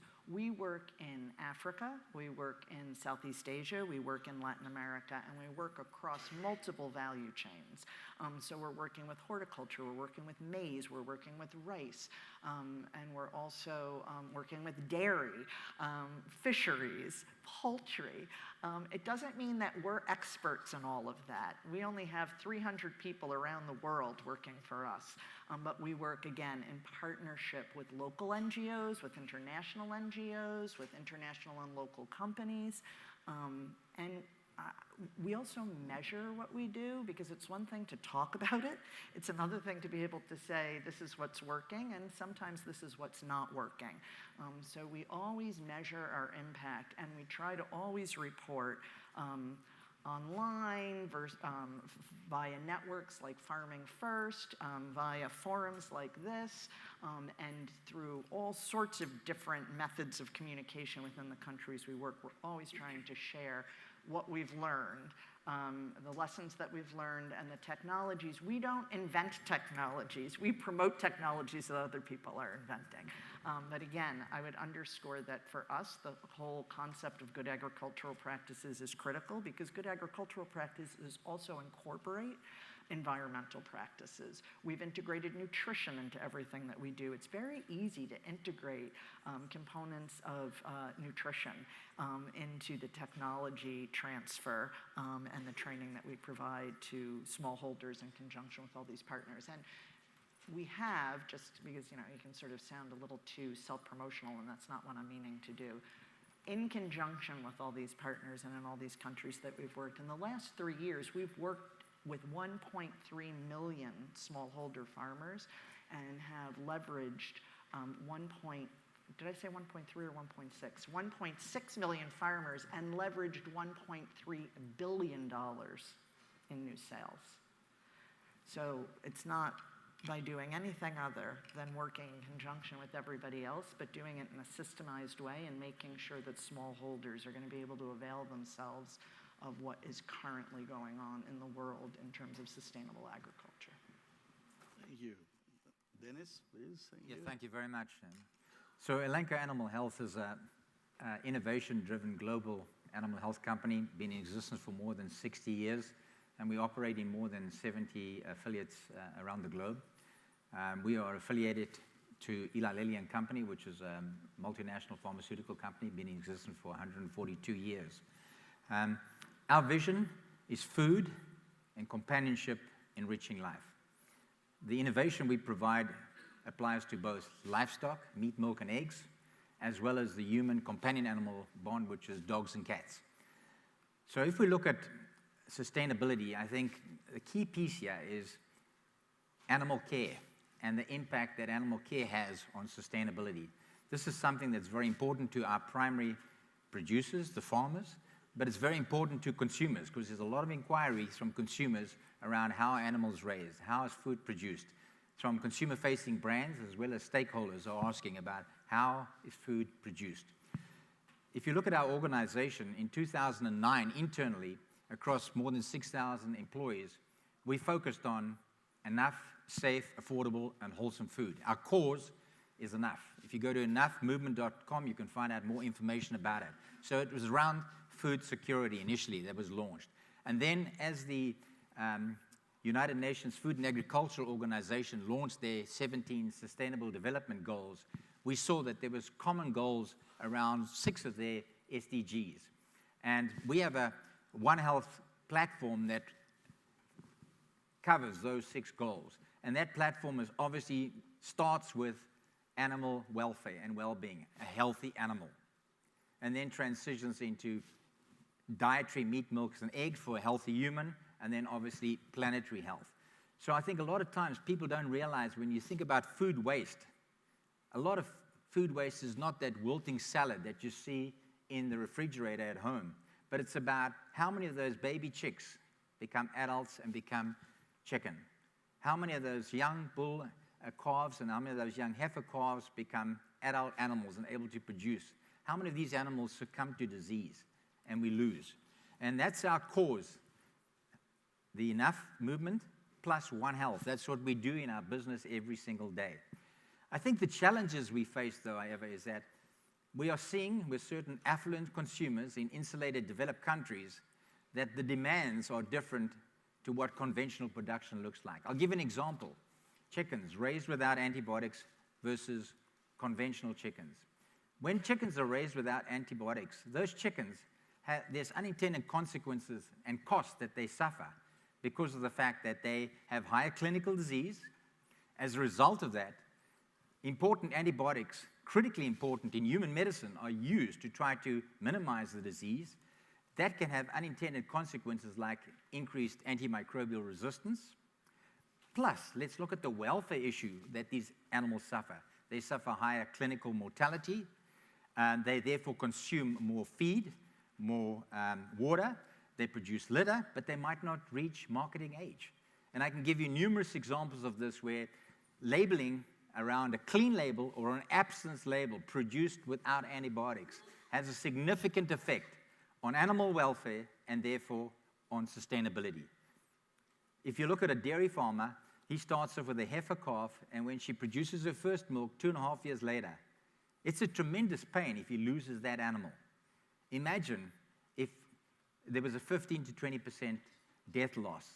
It's not that, but imagine the feed and the water that that animal has consumed, those animals have consumed, and that impact. That is why we believe it starts off with animal welfare, making sure that we have the right vaccination programs, preventative programs, judicious and appropriate use of antibiotics, because consumers tell us they want animals not to suffer, to ensure that we can produce healthy meat, milk, and eggs for a healthy human population, and it will have the consequences of improved planetary health. Well, thank you very much. I may, perhaps you've all spoken about the wonderful things that you are doing. I would like to perhaps pose a different question, and we may or may not take it in the same order. What are the primary obstacles that you are meeting in the field when you're trying to reach out to the farmers and transform what they do? Where are the primary obstacles that you feel prevent you or at least obstruct your ability to get the job done? Diane, you want to start? Go ahead. I'm happy to start. One of the biggest challenges that I think we all face is how we build scale into the impact that we're working on. You know, farmers have 1, maybe 2 chances at their big profits each year. And it's a big risk for them to make changes in the practices and the technologies. So they have to really build up a level of trust with their advisors, their agronomic partners, the other stakeholders, to understand that changes that might be being proposed that might really be beneficial from a yield standpoint, a seed standpoint, a storage standpoint, will truly pay out for them.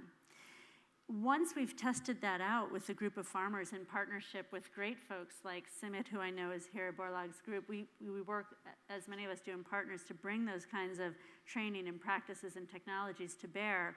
How we then scale that with speed across not just a mill shed, but a global value chain is hugely challenging, because the issues are different between corn here in Iowa, maize in India, maize in Mexico, or in Australia even. So identifying where those opportunities and needs are, understanding what are the right kinds of changes that will be financially beneficial, environmentally beneficial, and socially beneficial to those communities, requires a bit of flex and input that then we need to bring speed to. So how we get to scale and impact is something I still think we've got a big opportunity to work together on. Yes, indeed. And let me turn to Koju now, because our laureate, Akin Adesina, pointed out that he thought political boundaries were lines that crossed ecological zones. But I think you and I know, working in parts of West Africa, that you can have trucks held up for days on end in trying to cross that fictitious line and other such obstacles. So in your experience, where do you see the primary obstacles to your ability to take to scale the best practices that you have been able to identify?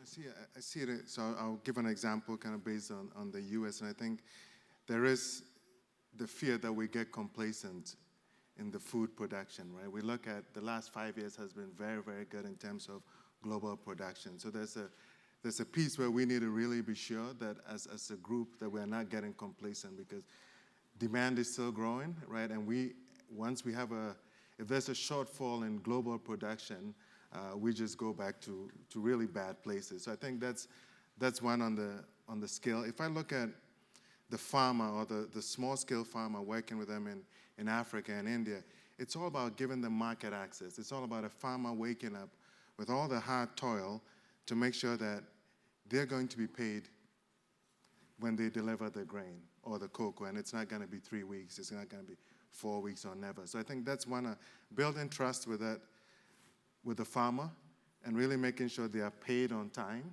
is really critical. So one of the things we do in cocoa is once the cocoa sack hits the weigh bridge, and technology is enhanced all that, hits the weigh bridge, the farmer quickly gets paid and he sees it or she sees it on her phone. And that builds trust. They can go back and continue to work and make sure that that part of the supply chain is strengthened.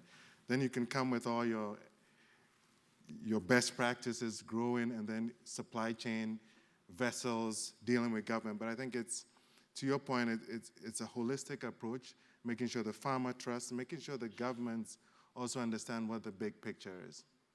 Indeed, indeed.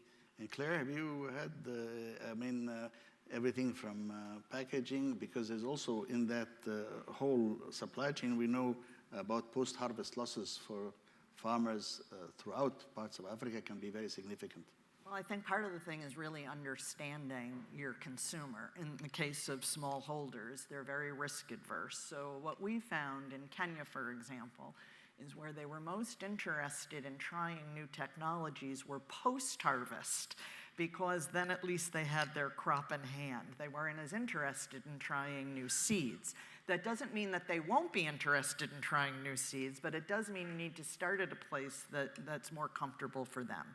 And so if we start with demonstrating on a lead farm, it can be a very small farm, but a lead farm, a farmer in a community, and they can demonstrate that a post-harvest technology has actually saved them from loss, then other farmers will in fact start replicating that. Once that credibility is built up and there's a sustainable supply chain that's working, they're more than willing to try other things, but they need to be affordable, they need to be accessible, and everything needs needs to really be tailored to the consumers in that particular country or that particular region of that country, which also means needing to work very closely with local agribusinesses and local investors who, again, tend to know their consumers better than sort of, the international companies without that connection. I don't think anymore that anybody is really working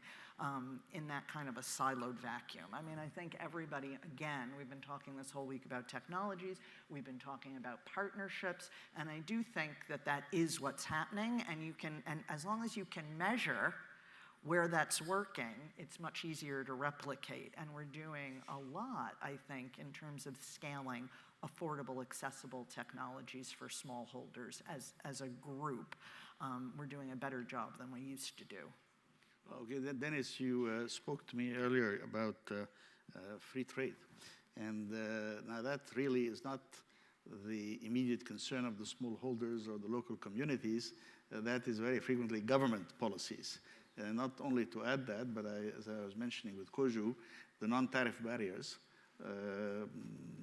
that sometimes can screw up, at least I can think of a number of problems in West Africa where just moving from one country to the other, those few kilometers is extremely difficult.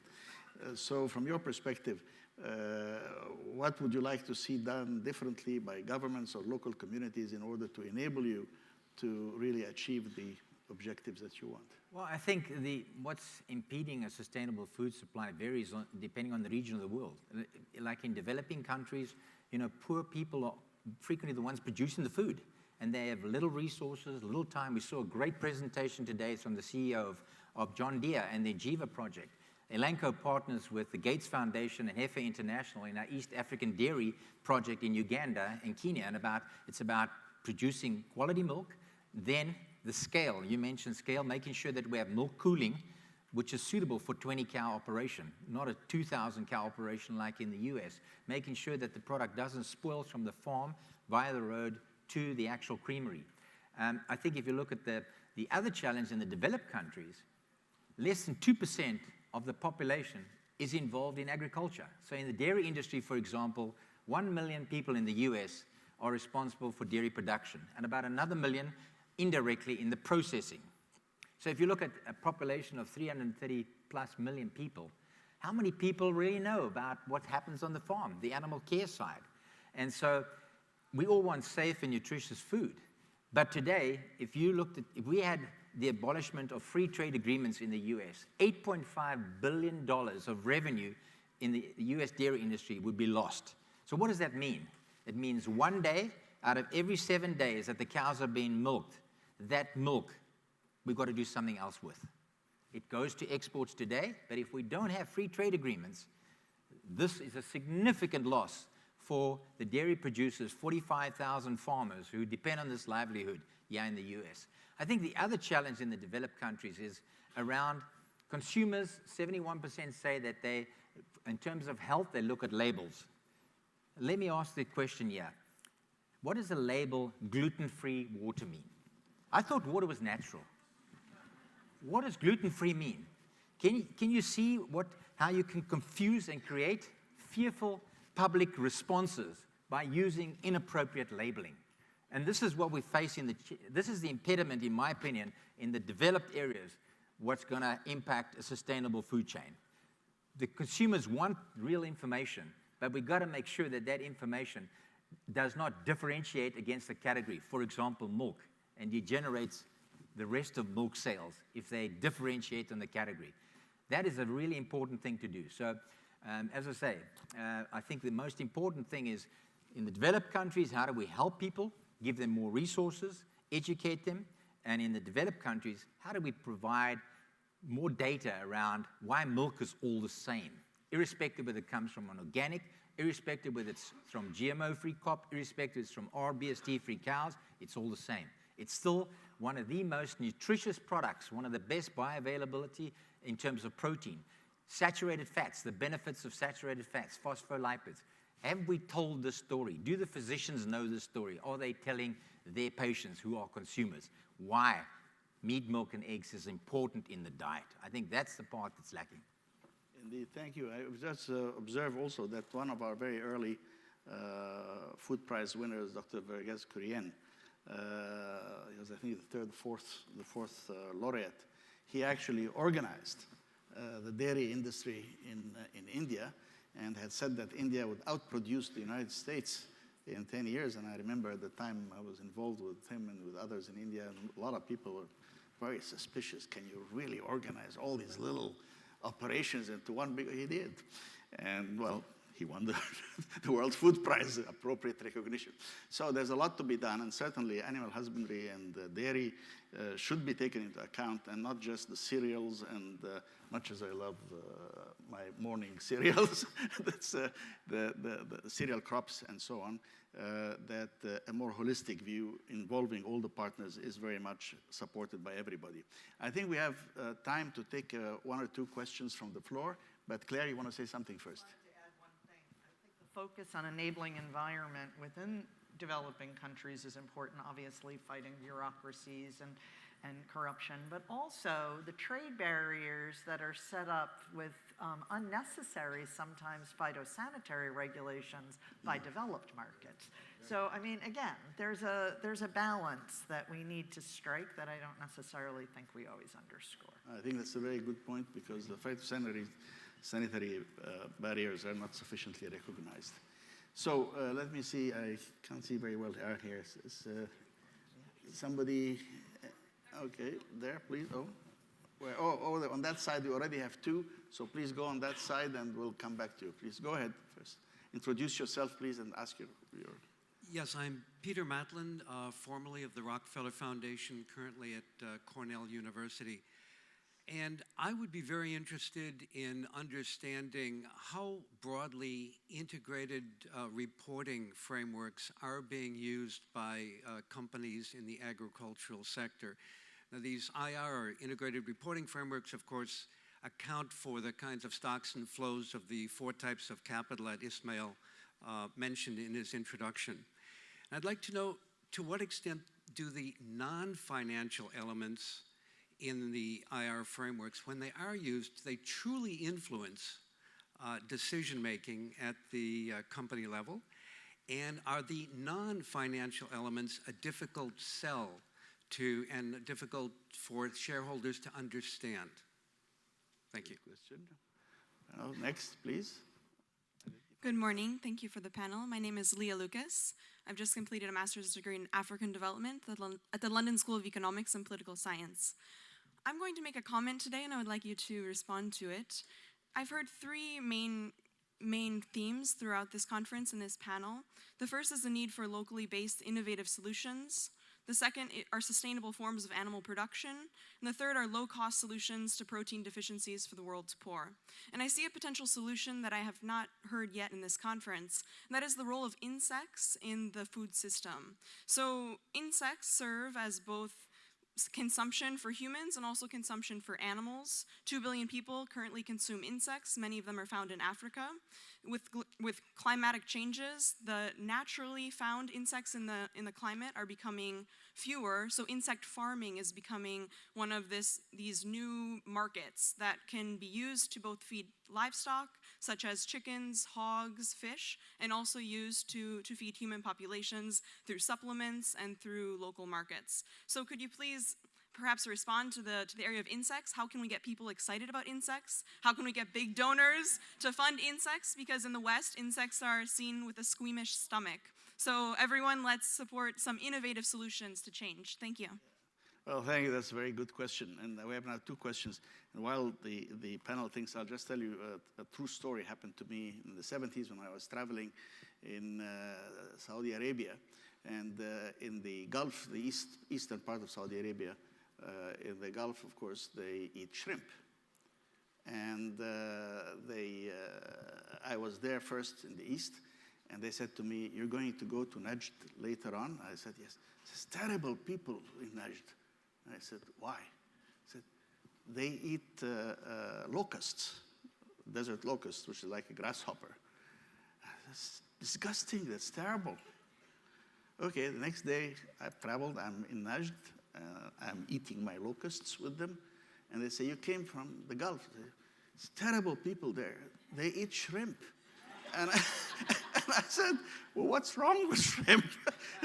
You're eating locust. I said, no, locust, of course we eat locust. But shrimp, yak. So it seems to me that there's a lot of that resistance has to do with how you were brought up rather than any intrinsic problem with the insects. Now, I've given you time to think. So who will take on the two questions? You go ahead, Diane, go ahead. I'm happy to start once again and then share. I will say for the record, I had both ant eggs and crickets earlier this week while I was in Mexico City as part of the luncheons that were served, and they're delicious. And they are part of the alternative proteins that we're looking into, among many other things, because the proteins are critical. But let me take on the integrated reporting question. As a publicly traded company who does financial reporting and corporate responsibility reporting, we have a long heritage of transparency in both. We publish annually against our progress. We publish within the corporate responsibility arena against the GRI indices, specifically for food, and really ensure that as much as what we can share is not just credible, fact-based, and quantified, but also transparent and publicly available. We have a significant amount of information on our own website, and we actually have consumer-facing engaging websites such as openforbreakfast.com, where we touch on so many of these issues. But what we have begun to do more is integrate this into our financial reporting. So we do not yet have integrated financial reporting full stop. We started several years ago, in fact, when we made our first science-based commitments to address climate change and greenhouse gas emissions at COP21 out through 2050, with our commitments to reduce our own Scope 1 and Scope 2 greenhouse gas emissions 65%, and our Scope 3 emissions 50% aligned to the NRDCs that were being issued there, that we would begin to integrate more of that into our financial reporting. And just this year, in fact, we went beyond just our annual report and began incorporating quantitative progress in our 10Ks and 10Qs.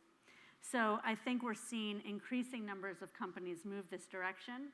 We're certainly paying attention to it. It is frequently on the agenda with our shareholders, and I'm often in shareholder conversations with others on these issues.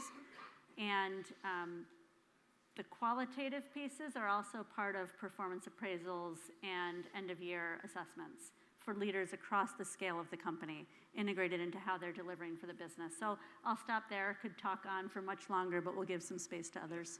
We have limited time, I know. Kojo, you want to add something? We also address it in our annual reports, and we just released our cocoa report, look at indeed kind of the milestones. Because with all this, to ensure transparency and to ensure that the consumers, to your point, consumers understand what the growers are doing and all the work that's happening in the field, showing that indeed cocoa yields have gone up 40% is very critical. Farmer productivity, really showcasing all these. We're a private company, but indeed in our annual reports, we also talk about what we're doing with climate change, and we are tracking that because we as a company do believe that it's being responsible. Our purpose is to globally nourish the world in a safe, responsible, and sustainable way, and we really believe it. The family members really believe that this needs to happen. So for our benefits and just for our customers, we do track this. We track it to make sure we can showcase our work. And it also helps getting partners on board to leverage what you've already done.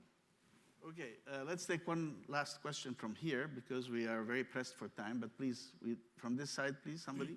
Hello. Yeah. Thanks very much. I'm John Magny from Opportunity International. We're a financing institution across Africa who finance smallholder farmers. I think there's three things that worry us about the farmers that we're financing. The first thing is that we do recognize, and I think we all recognize, that their productivity is in this low band area, maybe 20 or 40% of potential. The other bad thing that we identify is that the incomes going to these households, and they're sort of sitting in this $1.50, $2.50 range, they are losing more than 50% of their annualized income to income smoothing strategies that they adopt, which means that even when they have the potential of earning, they actually lose that money because they resort to forward selling, side selling, money lending, etc. So this is a very big challenge. And the third thing, of course, is that we've been talking about this week is to do with the post-harvest losses that are going on. So we have three things which are pulling it down. But by the way, they then give us the opportunity for some level of sustainability. Obviously, we can increase yields. I think we need to focus more on household cash flow in rural households. You know, if you're in a country like Malawi, where you're getting one income a year, one opportunity to get income, to survive for 12 months is the real hardship for those households. So I see a lot of finance going into increase in productivity. I think we need to be looking at household cash flow because, by the way, we can save rural households money. The third thing is when we look at labor and a return on labor, the majority of smallholder farmers in Africa are hardly making a return to labor. And if they don't make profit over and above a return to labor, they have nothing to reinvest in their businesses. So I think what we need to be doing is actually looking down at the household and actually seeing what level of return we are delivering back to a household to actually get some sustainability in some change. Sorry, I've got one more thing I want to say. It's okay. The productivity, I think by the way, you know, I have seen fantastic increases in productivity in the cocoa value chains in West Africa. Yes. The challenge is that the global price for cocoa has collapsed. So the 40% increase in yields has not actually driven it down to a 40% increase in household income because of the lower price that farmers are receiving at the farm gate. Yes, that's true. That's a set of policies that has to be looked at. I'm sorry, but we are really running out of time, and I'll give a brief word to Claire on this question of going down to the household finance. So looking at the household finance flows, like we do in microfinance projects and the impacts of microloans, et cetera. Well, I'd say that it's actually more about diversification so that you're not monocropping. I mean, agriculture is dynamic, the markets are dynamic. What's up one day is not necessarily going to be up the next day.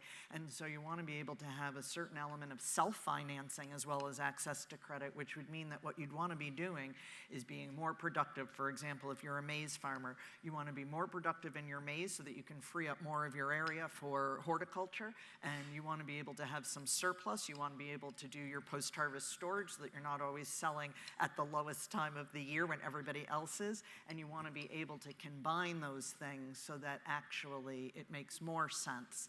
And you're going to have dairy, you're going to have livestock. I mean, we shouldn't have one thing going on for any farmer. In the complex agroeconomy of and the ecology of the small holder farm.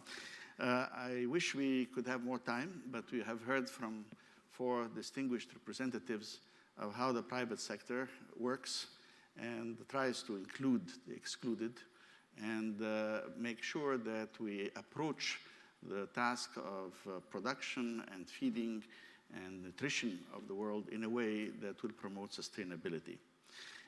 There are obstacles, of course, but that's just to get us more involved, I think, not less. And to the young people who are here, I will quote a great lady, Eleanor Roosevelt, who said, "The future belongs to those who believe in the beauty of their dreams." And Norm Borlaug really showed us this. So ask you all to join me in thanking the panel, and we can move on.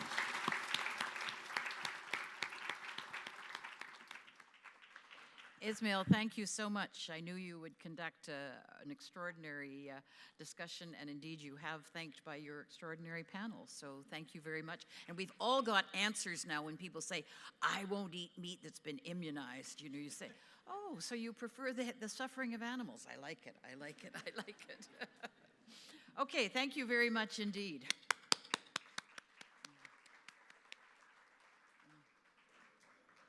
Okay, the final panel this morning before we all go off to the lunch, and we will be asking you after this panel is over to hurry upstairs because this is the final lunch with our laureate giving a talk and being the guest of honor. But this is an indispensable subject that we are ending with this morning. And it is the whole question of how we get at transdisciplinary, transsectoral issues and try and incorporate these together into solutions. Several of the panels yesterday, the business leaders, the business leaders today talked about the absolute need to be able to reach across sectors to form partnerships. But nothing could be more difficult. And you've got to try and work out why this is, and then wise people like our panel are going to tell us, I hope, a little bit about what can be done in the real world to try and break down these these disciplinary silos. It's not extraordinary that they exist. The 20th century was the age of specialization. In Ismail's a Renaissance man, but during the real Renaissance, thinkers and knowers and knowledge had knowledge in all sorts of different ways. You might go to a doctor for mathematics, you'd go to a doctor for treatment. Then we moved into our 20th century, which gave us an enormous movement ahead in so many fields because we were specializing. Now we are paying for the fact that it is extremely difficult to move from that specialization to other necessary fields and collaboration with those necessary fields. And it's buttressed by the way academic publication policy works, where the reward for through publication is often by very, very narrow definitions of what the issues are to be discussed. And yet, at the end of the day, the end of the project, as things go along, as the business goes along, everybody says, well, it isn't the process, it isn't the technology, it isn't the plan, it's that it really didn't take into account the sociology of the area, it really didn't take into account all of these other things. So now you're going to tell us how to solve, how the world should be solving this issue. And we've got very good people to do it. Peter McPherson is the president of the Association of Public and Land-Grant Universities. He was the administrator of USAID back at the time when I was the president of CETA, so we got to know one another well then. Dr. Kathan Kress is vice president of the Agricultural Administration and dean of the College of Food and Agriculture and Environmental Science at Ohio State. And Kendall Lamke is the professor and chair of the Department of Agronomy at the Iowa State. And our moderator today is very capable of doing this. It's April Masson, and she is the provost at Kansas State University. So you're used to chivying people into discipline and results and productivity. Go to it. Thank you, very much. Thank you all for being here at this session. We need to transcend our individual disciplines and work forward on the challenges that we've been talking about all week.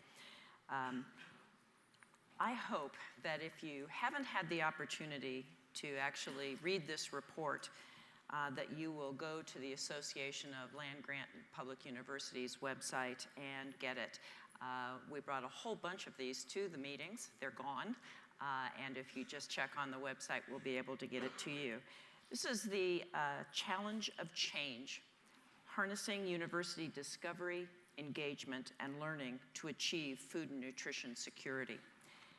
Food and nutrition security brings us from all around the world to these meetings in Des Moines, to both honor Norman Borlaug's legacy and those who do the important work of global food and nutrition security. This is truly a grand challenge for all of us. The challenge, and as is described in this report, is to sustainably feed an expanding population and improve the prospects for food and nutrition security for all. It's a very complex challenge, and it focuses around a number of areas. First, availability of food, increasing yields sustainably with low loss and very little waste of the resources. Access, getting resources for all populations equitably.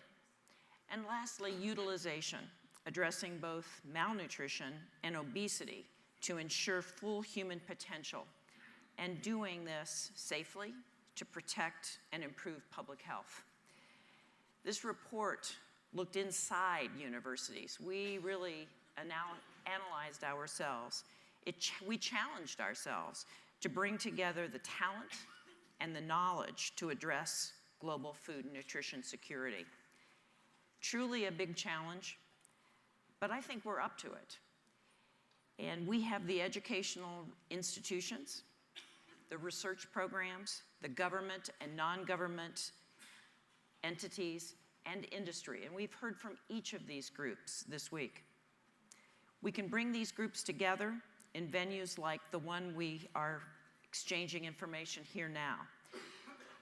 Wednesday afternoon, I learned a great deal about CRISPR-Cas, not enough that I can rattle off what the acronym means, but from an Iowa-raised researcher who now is at MIT and others, I learned its power as it relates to the attributes of crops. Today's wonderful panel represents the educational and research universities that produce the teachers and researchers of tomorrow. We take this challenge of food and nutrition security very seriously. And we've challenged ourselves to see how we might address it more directly by harnessing the powers of many disciplines, all disciplines in some cases. We propose doing this by using a truly transdisciplinary method, as defined by Rosenberg literally back in 1992, as collaborating in the exchange of information, sharing resources, and integrating disciplines to achieve this truly important common goal of global food and nutrition security. To talk with you about this from their three different and unique perspectives are our panel members. From a very high level, across many different institutions, Peter McPherson. From a college level at an individual institution, Kathann Kress. And from the departmental faculty perspective, from Kendall Lamke. Each of our panelists is going to start with a 3-minute overview of the topic, and then we're going to jump into questions and discussion about breaking down the silos as it relates to global food and nutrition security. Peter, will you start us off? Well, it's good to be here. It was this commission that APLU put together, the Challenge and Change Commission, whose fundamental conclusion was that there's the problems we have before us need cross-discipline work. I had a number of people who actually who have attended this week, and I thought it was worthwhile pointing out a couple of those. Jim Burrell, known to so many of you, a longtime senior executive at DuPont, was here. Helene, and on the commission, Helene Dillard, the dean at Davis, excuse me, 1/2 moment, I was trying to say something else, Davis. Steve Leith, who was then the president of Iowa State, Stan Blade, who was the dean, is the dean at Alberta, and Sandy Rocky, who is now the head of FFAR, that important foundation at USDA. So those and several other people, it was a real mix of people from private sector, from some government, and of course from universities to identify some of the key objectives that we must do to feed the world by 2050 and our contributions to them. Now, let me give you some perspectives from my background and experience. I ran Michigan State 11 plus years. I have now run this association of literally all the big public universities in this country. And so I've traveled and talked to leadership of the universities across the country for years, and still do. And let me identify what I see some changes that are really, I think, give us a special opportunity now on driving solutions. We are 10 years ago, let's say, everybody said we've got to work at things across disciplines. Everybody has said that. There isn't an academic here or many others that wouldn't say that. Well, I think, and we believed it, but I think that people felt it was a dream, not a reality. Well, as I look around the country, talk to people, I think, in fact, it's beginning to really happen. For lots of reasons, we may talk about them, but there is a focus on cross-discipline approach that we've never had before. And the way we're doing it as a practical matter is a large number of universities have identified, formally or otherwise, big challenges that they're trying to get done. Ohio State has, and we'll talk about that, but it's not the only school. There's dozens, actually, that we can't talk about priorities because some people feel left out if you say priorities, but we can say here are the big issues we're going to get at.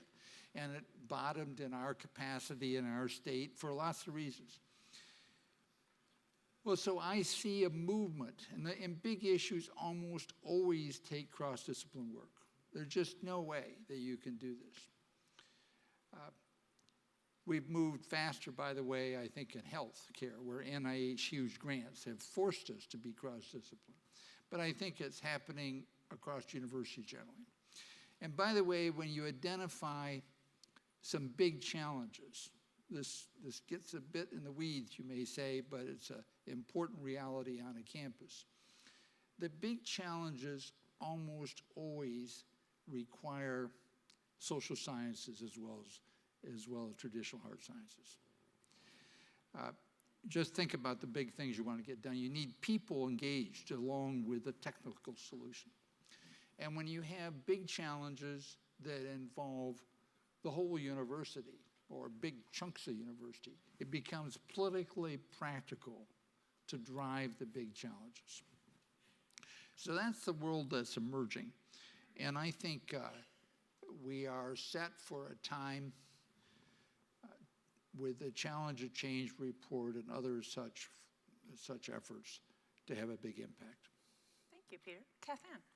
Yeah, Peter, I would agree with you, and I would also agree with you that we are moving from saying it's important to doing it. But I think what slowed us down for quite a while is that prioritizing research is also political, like you said, along the priorities. And the problems don't fit neatly into disciplines. And so figuring out who takes the lead, how do you get something to happen, I think we had some real fits and starts around how to do that.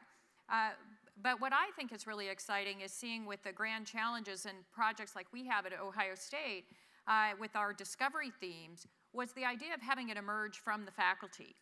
And that being able to have the faculty identify and then being able to connect them to one another across different departments and allow that to organically grow and try to get the structure of the university out of their way is part of the way I think that can be really effective. What we've done is much like you said, we recognize the importance of bringing the bench sciences and the social sciences together. Because really what we're talking about with these grand challenges is just as much about equity as it is about agronomy. And it's just as much about political science as it is about animal sciences. So we've really tried to keep that in mind. Where we find, though, we often struggle has to do, though, with the reward systems and the incentives that we have in the different disciplines.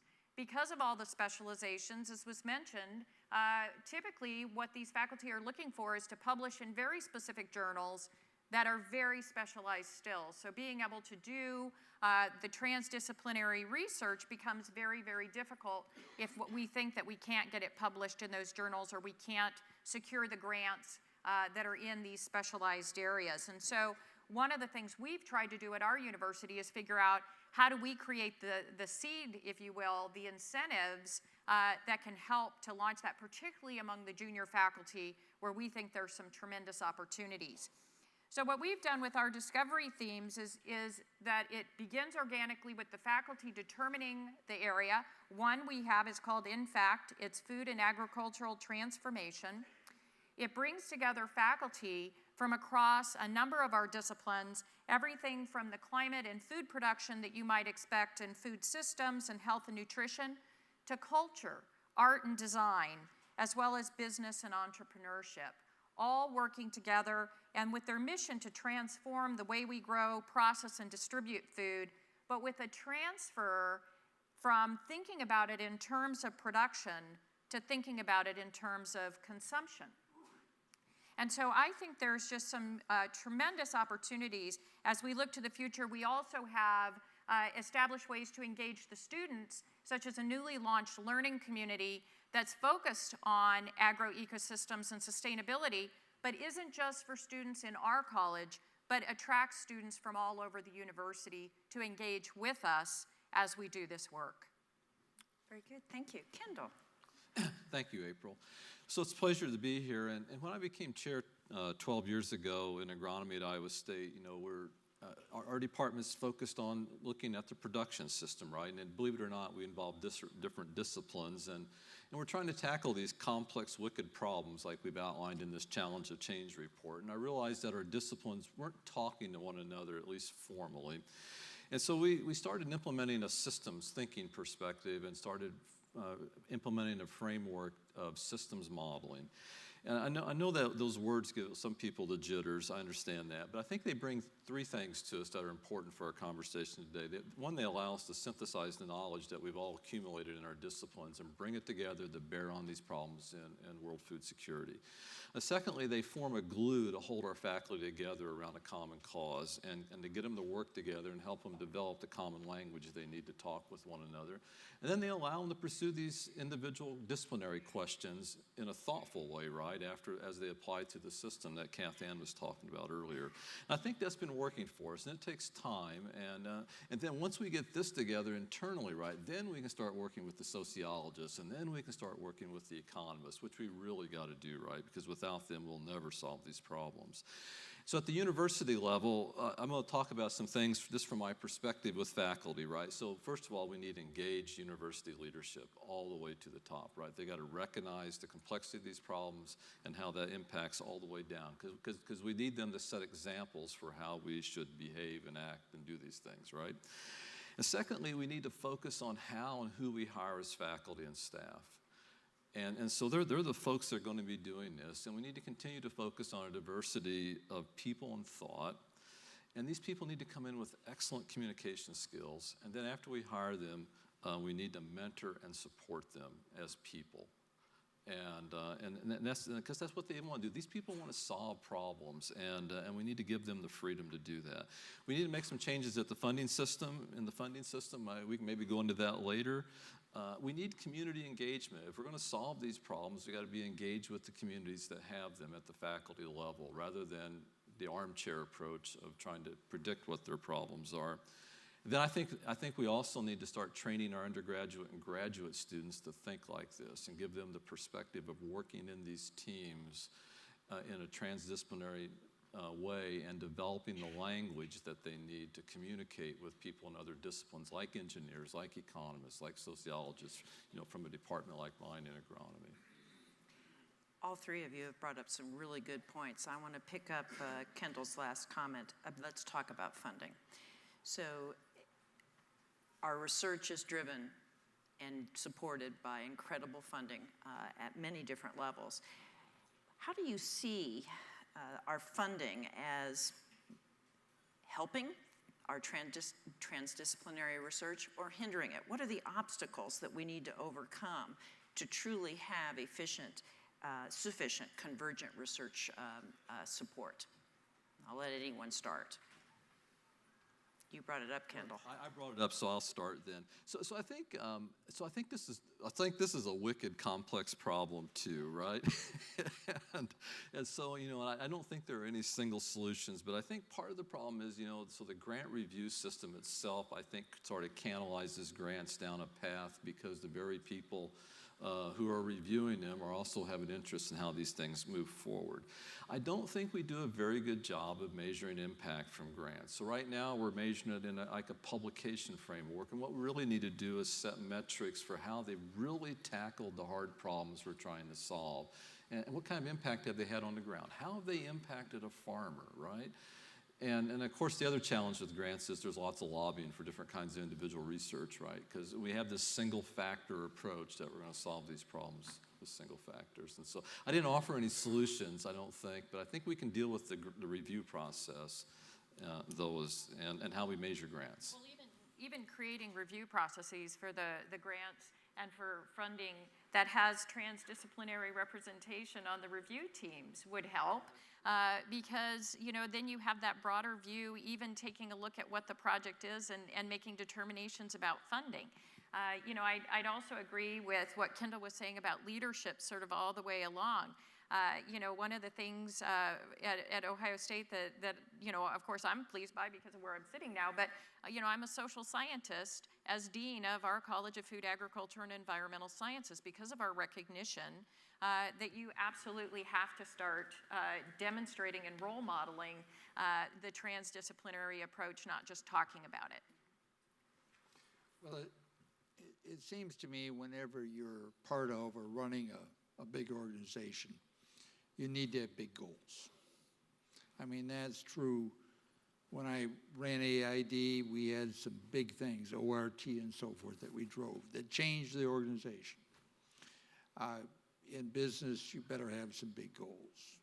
And in universities, when you go back over the generations, we have been more focused on multiple goals that were quite specific. And what I see happening, I mentioned this before, is our institutions are changing to have a handful of big cross-cutting goals.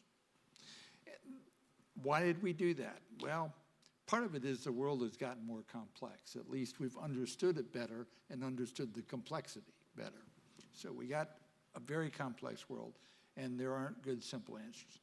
And part of it is I think we better understand how to do things. And of course, we're under even greater pressure to respond to society with their problems. Public universities have to respond to society's problems in the way private schools don't really need to. Many of them, of course, do, but don't need to. So as I look at where we are in the history of higher education in this country, public universities, we are reasonably positioned to do really big things in food and energy, a number of areas. And it's because I think we have a different mindset than we did 10 years ago. I really believe it. I'm sure to those of you who are not part of universities, this seems like all kind of inside baseball. But what I'd like to have all of you come away with is the idea that universities more and more are capable institutionally and want to say, here are the big things that we can get done at Ohio State or Iowa State or Michigan State or even Purdue. And I can tell you one thing, Mitch Daniels thinks like this. Mitch Daniels is the ultimate, let's have big ideas and drive it. And when you get that, then and as was said, none of these big solutions are going to come by just a test tube. Well, and the exciting thing, I think, too, is to think about not just the transdisciplinary within one institution, but what can it look like if it becomes trans-institutional, trans-regional, and then trans-country. And what I'm excited about is seeing faculty who it used to be multidisciplinary meant that maybe Kendall and I got a grant together, we went in together, we wrote the proposal, we got it, and then we divvied up the funds, and okay, Kendall, you go do what you're gonna do, and I'm gonna go do what I'm gonna do. And that's not really what we're talking about. Now what we see with the transdisciplinary is much more where we're working together collaboratively to identify what the issue is and then to work together throughout the whole process. That, to me, is where some real excitement is about what we can do. And the thought about being able to broaden those partnerships, and that's the beauty of the public university system, to a whole variety of other partners as well as internationally, the power of that is infinite. Well, I think we're more prepared to work, as we surely should be, with the private sector too, with different relationships, and their problems don't come in neat packages, neat disciplinary packages. Or departments. They don't come in departmental packages, and they come with a problem. And so you got to figure out, and I think that pressure and that engagement with the private sector, in part because we need the money. I mean, this is driving some of this, surely, but also this whole idea we want to solve problems as public institutions. So I think we're all in agreement this is absolutely critical work to do, and from very different perspectives. How do we remove the barriers for those who are on our campuses that want to be part of this? Can we do that at the university level? Do we have to start at the departmental level? I have some scars. They're not terribly visible, but I have some scars for working on tenure and promotion documents on our campus. How do we remove the barriers that may be somewhat self-inflicted? The journal that you publish in, how many publications? You're working with an industry? Oh my goodness. How do we remove those barriers so that they aren't the barrier, that people will go on and do the work that's very important and needs to be done? Well, I'll start. I can start on that. So then you have to be careful. So I think we need to quit focusing on money to start with. And, you know, so sometimes I feel that, well, we're all about just getting indirect costs. And, you know, and I'm not meaning this as criticism of Iowa State, but I think this mentality sort of starts pervading. And we need to focus on the problems, and then the money will come, right, if there are good problems to be working on. I think we sometimes set up unintentional barriers internally. You know, we set up these processes internally, and they have these unintended outcomes, right? Sort of the same. We're a complex system too, just like the ones we're trying to figure out, and we don't always think about the consequences of these things that we do internally, and how faculty start thinking about them. We don't want them thinking about money. We want them thinking about problems.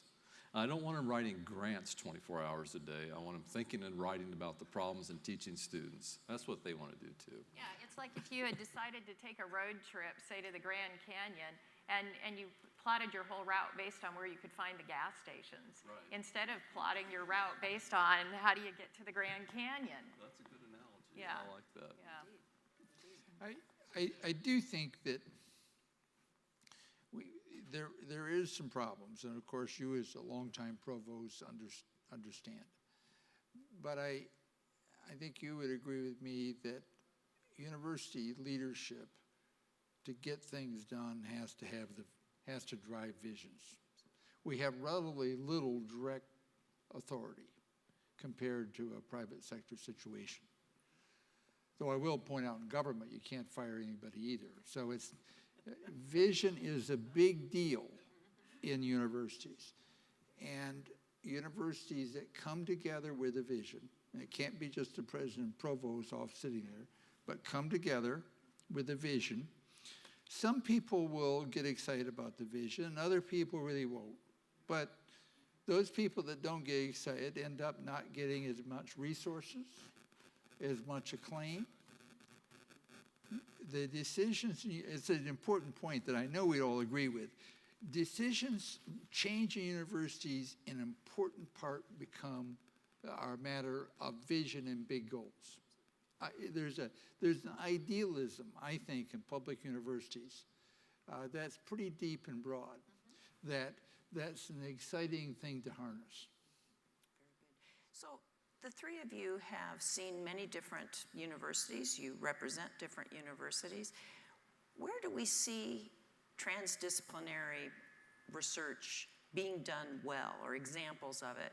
And a couple of you have said things that have made me thought, and how do we move forward with new majors for our undergraduates that fit into this, so we're training the future generation of researchers? But let's focus on where you've seen good examples of transdisciplinary research moving forward for whatever reasons, and we'll dig into what the reasons are. Yeah, so I think, well, I kind of like what Peter was saying earlier, and I've been in some conversations here lately with the private sector, and I think the private sector actually thinks about these things in a transdisciplinary way, because they do have to solve real-life problems in real-life world and get things to work and explain to people how they do work, right? And so, but they don't always have the mechanisms to do all the research. And I think we can learn a lot from working with them on these problems, right? I really do, because I think we can learn about how to think about the transdisciplinary problems at the faculty level. I think some of us need to learn how to think.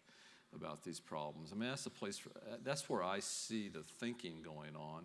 You know, the research, but they won't always do the deep research though, right? So. Well, I think there's lots of examples of great ideas that are working, and to me, it's when we can start putting them all together, the pieces together. And so like at Iowa State with the Rising Stars internship program, which puts together teams of interns from different disciplines that work together on whatever the issues are, typically around local foods and sustainability out in the communities. That's a great way to start that training of that. You know, when I think about our discovery themes, one of the things that I think is so powerful about that is if we're working on a particular issue in agriculture and we decide that we really need a geographer, it really allows us to be able to reach into that department and pull somebody in, as well as leveraging new hires. But the really exciting thing that I think fits with what Kendall was just talking about is it also allows us to reach out into the networks that are external to our university and to be able to pull them into our discovery themes as well. And that's where I think there's some real power that we haven't fully thought about of how do we engage these public-private partnerships in ways that really are effective. So often I think in academia we think, well, then they're going to, you know, drive our research, or they're, you know, then my research won't be unbiased. Well, you know, we're trying to solve a problem. And when you have the kind of applied science that we really do have in these areas, then the partnerships are just critical to us being able to do that. And I think there's a number of institutions right now that are really moving forward on public-private partnerships in ways that I think are very encouraging and are really going to be part of the key. Well, the schools that are most visible, I suppose, are those who have decided they're going to have what their big challenges. They call them by different names, grand challenges, whatever. And certainly Ohio State has gone through that process. And you have to go through a process. And a lot of it ought to come from bottom up, ought to be based upon what the strength of your faculties are, what you've got. I think that my understanding, and I haven't been there in the last couple of years, but Nebraska's water effort, for example, cuts across the campus. But guess what? Nebraska's the place to do water. Now, we could do it in Ohio and Michigan, and we've got some water issues, but you would feel it differently in Nebraska. Minnesota has made the same kind of broad commitment to identifying key issues. Now, going further, our friend Michael Crow at Arizona State has essentially begun to break down the departments. And there's some very interesting stuff there. Michael is infinitely creative, and he seems to be able to get away with it. And sustain it. So, but I think I'm of course intrigued with breaking it down that much, but I've always found in running big organizations that first comes the big vision. Yes. And the organizational stuff gets kind of dragged along once you've decided the big goal you're going to achieve. Well, and sometimes they kind of interact with each other too, because one of the things I was thinking about as you were talking about that is it can sound so simple, but one of the things that we've done at Ohio State is every new building that's coming online can no longer just be for one college. So if you're proposing a new building, you've got to have partners, and you have to have essentially how this ties to our discovery themes or our grand challenges. And so even that kind of thought process forces the deans, forces the departments, forces the faculty to already be thinking in those ways, even as we're doing something like capital planning, which often can seem kind of removed from what's our research focus going to be. The master plan of the landscape and building of the campus is a big deal. Yep. The physical proximity of our faculty is very important. I wanted to refer to an example in the Challenge of Change document where in the Northeast, a coalition of universities, both public and private, have come together to address issues related to low-income families having access to food. About 23% of the country's population are in these states, and people have come together to try to address an important issue of food deserts in those areas. Impact, addressing the particular issue. My experience, having been in an administration for some time now, is if the problem is such that bring people together, we'll find out how to make it work administratively. We can get those barriers, but we need, I think, Kendall, you mentioned it, up and down the line, keeping people informed as to what the issues are. How do we do that better? And I hope this is a direct response. I was at the University of Toledo about a month ago. Now, Toledo on Lake Erie has got this huge problem, water problem. It's a big deal. So what have they done? Well, they've got Toledo, which has developed quite a lot of real expertise in terms of the toxic water and all that, yes. But they've got as a coalition with them a couple other higher education institutions, the local governments. It's a group that spent an hour with me happily telling me what they were going to do and what they've done. Now, that grabs an institution, grabs the board, it grabs the political leadership of the place. Nobody talked about what department somebody was from. It was beautiful. But the other thing I'd add to that, though, that I think that we really have to make sure our leadership and even sometimes our Board of Regents are contemplating in the future is that when you start to take on some of these things, water quality and certainly in Toledo, or whether you're taking on some of the food security, which is so tied to equity issues, somewhere in there, it gets political. I think that's one of the things that our leadership is really going to have to be thinking about in the future is you can't solve some of the grand challenges without at some point grappling with the politics and the tension that exists among our constituents around a number of these issues. Absolutely, but that's why we're public universities. Right. That's why it's fun being part of these places. On the other hand, our secret tool, sometimes secret anyway, is that if we can be in the business of helping sort out what are the facts, it goes a long way. Most public policy in this country, certainly now, are dueling set of facts. If you can decide the facts, then at least some of the answers come out. But hang on, because what I want to say is sometimes it's not as simple, though, as a dueling set of facts. Sometimes, like, if we think about water quality, for example, what we know is that there isn't a clear answer. There isn't a clear solution. The best we can hope for is finding balance, right? Because we can't just say, well, we want food and we'll deal with bad water, or we want water but we aren't going to have food. So we have to find the balance. And what we might recommend up in Northwest Ohio is maybe not at all what will work in Central Iowa. So what we're seeking then is always this sort of balance. I think in the past we could create the facts and we could have the facts. And so that was easier. Now, we can't necessarily create facts. All we can do is hope to be able to talk about where the balance point is and the recognition that the balance point may change. Well, then the body politic needs to struggle. The Toledo situation is excellent because,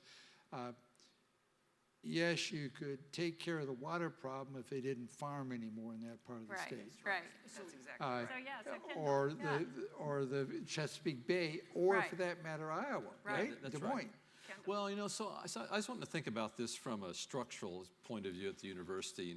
We're all familiar with the old cliche that the world has problems and the universities have departments. And that became apparent to me recently because, well, sorry, you guys haven't heard that? Surely, I thought you had. And so, and an organization was trying to interact with us, and they really didn't know where to enter, right? They don't understand our structure. They don't know how we're structured. We need ways of managing the personnel in our institutions without them becoming these things that become become so loyal to, right? We need to become loyal to the problems and have these other structures just for managing personnel and faculty, right? And so that we have teams that work on water on campus and we know about those, or we have teams that work on crop production systems and we know who they are. Does that make sense? I don't know how to do that. I'm not an organizational expert, but. I want to pick up on something that was mentioned earlier, and that is that many of these big challenges are going to involve multiple institutions, both the private sector, governments, and other universities. Yes. And because of the internet, we can do that today. It's a lot easier. Moreover, it's going to involve universities in other countries. Yes. As many of you know, a few years ago, APLU asked several select group, really, of Mexican and Canadian universities to become members. It's been great because, not surprising, we got common water issues. We've got various environmental issues. We got lots of things, energy and food. So I think that, but once you start figuring out, once you start focusing on the problems, then you'll say, well, geez, over there they got some expertise we don't have. Yes. Kendall, I might propose a partial solution to what you indicated. You're right. Public university, large as we are, people will come to us in many, many different ways, and they'll hear something. It may not be consistent with a different department that they touch. We need to communicate in a manner that is consistent across the entire organization. Very difficult, easy for me to say, very difficult to do, and it relates to this, even to the political issues that you bring up, Kathann. Those are tough. But you need to be communicating them in a way that doesn't alienate any particular faction. Address that. Does that ring true to you in any way? To me? Well, no, it does. I've talked about that frequently, that you know, we're out there, you know, and even on pick a subject that's important in agriculture in Iowa, we'll have 9 different opinions on it. If you ask 9 different people, you get 9 different pieces of advice. I'm exaggerating a little, but not much. Thank you. And so I do think we need to be on a common page, and these people need to work together and communicate in one way. That's just my opinion. There's a woman over my right shoulder and a clock that continues to tick and a lunch that we're all going to. I want to thank the panelists. We could go on for a great deal of time. I have about 7 more questions that I thought of as you were speaking. This is a huge issue, and it is an issue that we as public institutions are willing to address, and it means that we need to get a little uncomfortable and move out and be able to talk across disciplines, talk within disciplines, and I'd like to see another panel perhaps in the future about how we now work with our students as we move this forward. We didn't get to talk about that. Would you help me in thanking our panelists for talking about this issue? Thank you. It absolutely breaks my heart to have to close down a panel that has just got to the important question, water. So they were talking about water at least twice, and I was delighted that you used that as an example. You have absolutely justified our confidence that you would be saying very important things about this subject. And I think you've given many of us a little heart that this seemingly insoluble phenomena actually has some transitory, forward-looking solutions. So it's not surprising given the quality. Keep on pushing, and it's not surprising given the quality of people worrying about it. Good for you. Thank you very much. Now you all don't need to hurry because you have 2.5 minutes to get upstairs for lunch.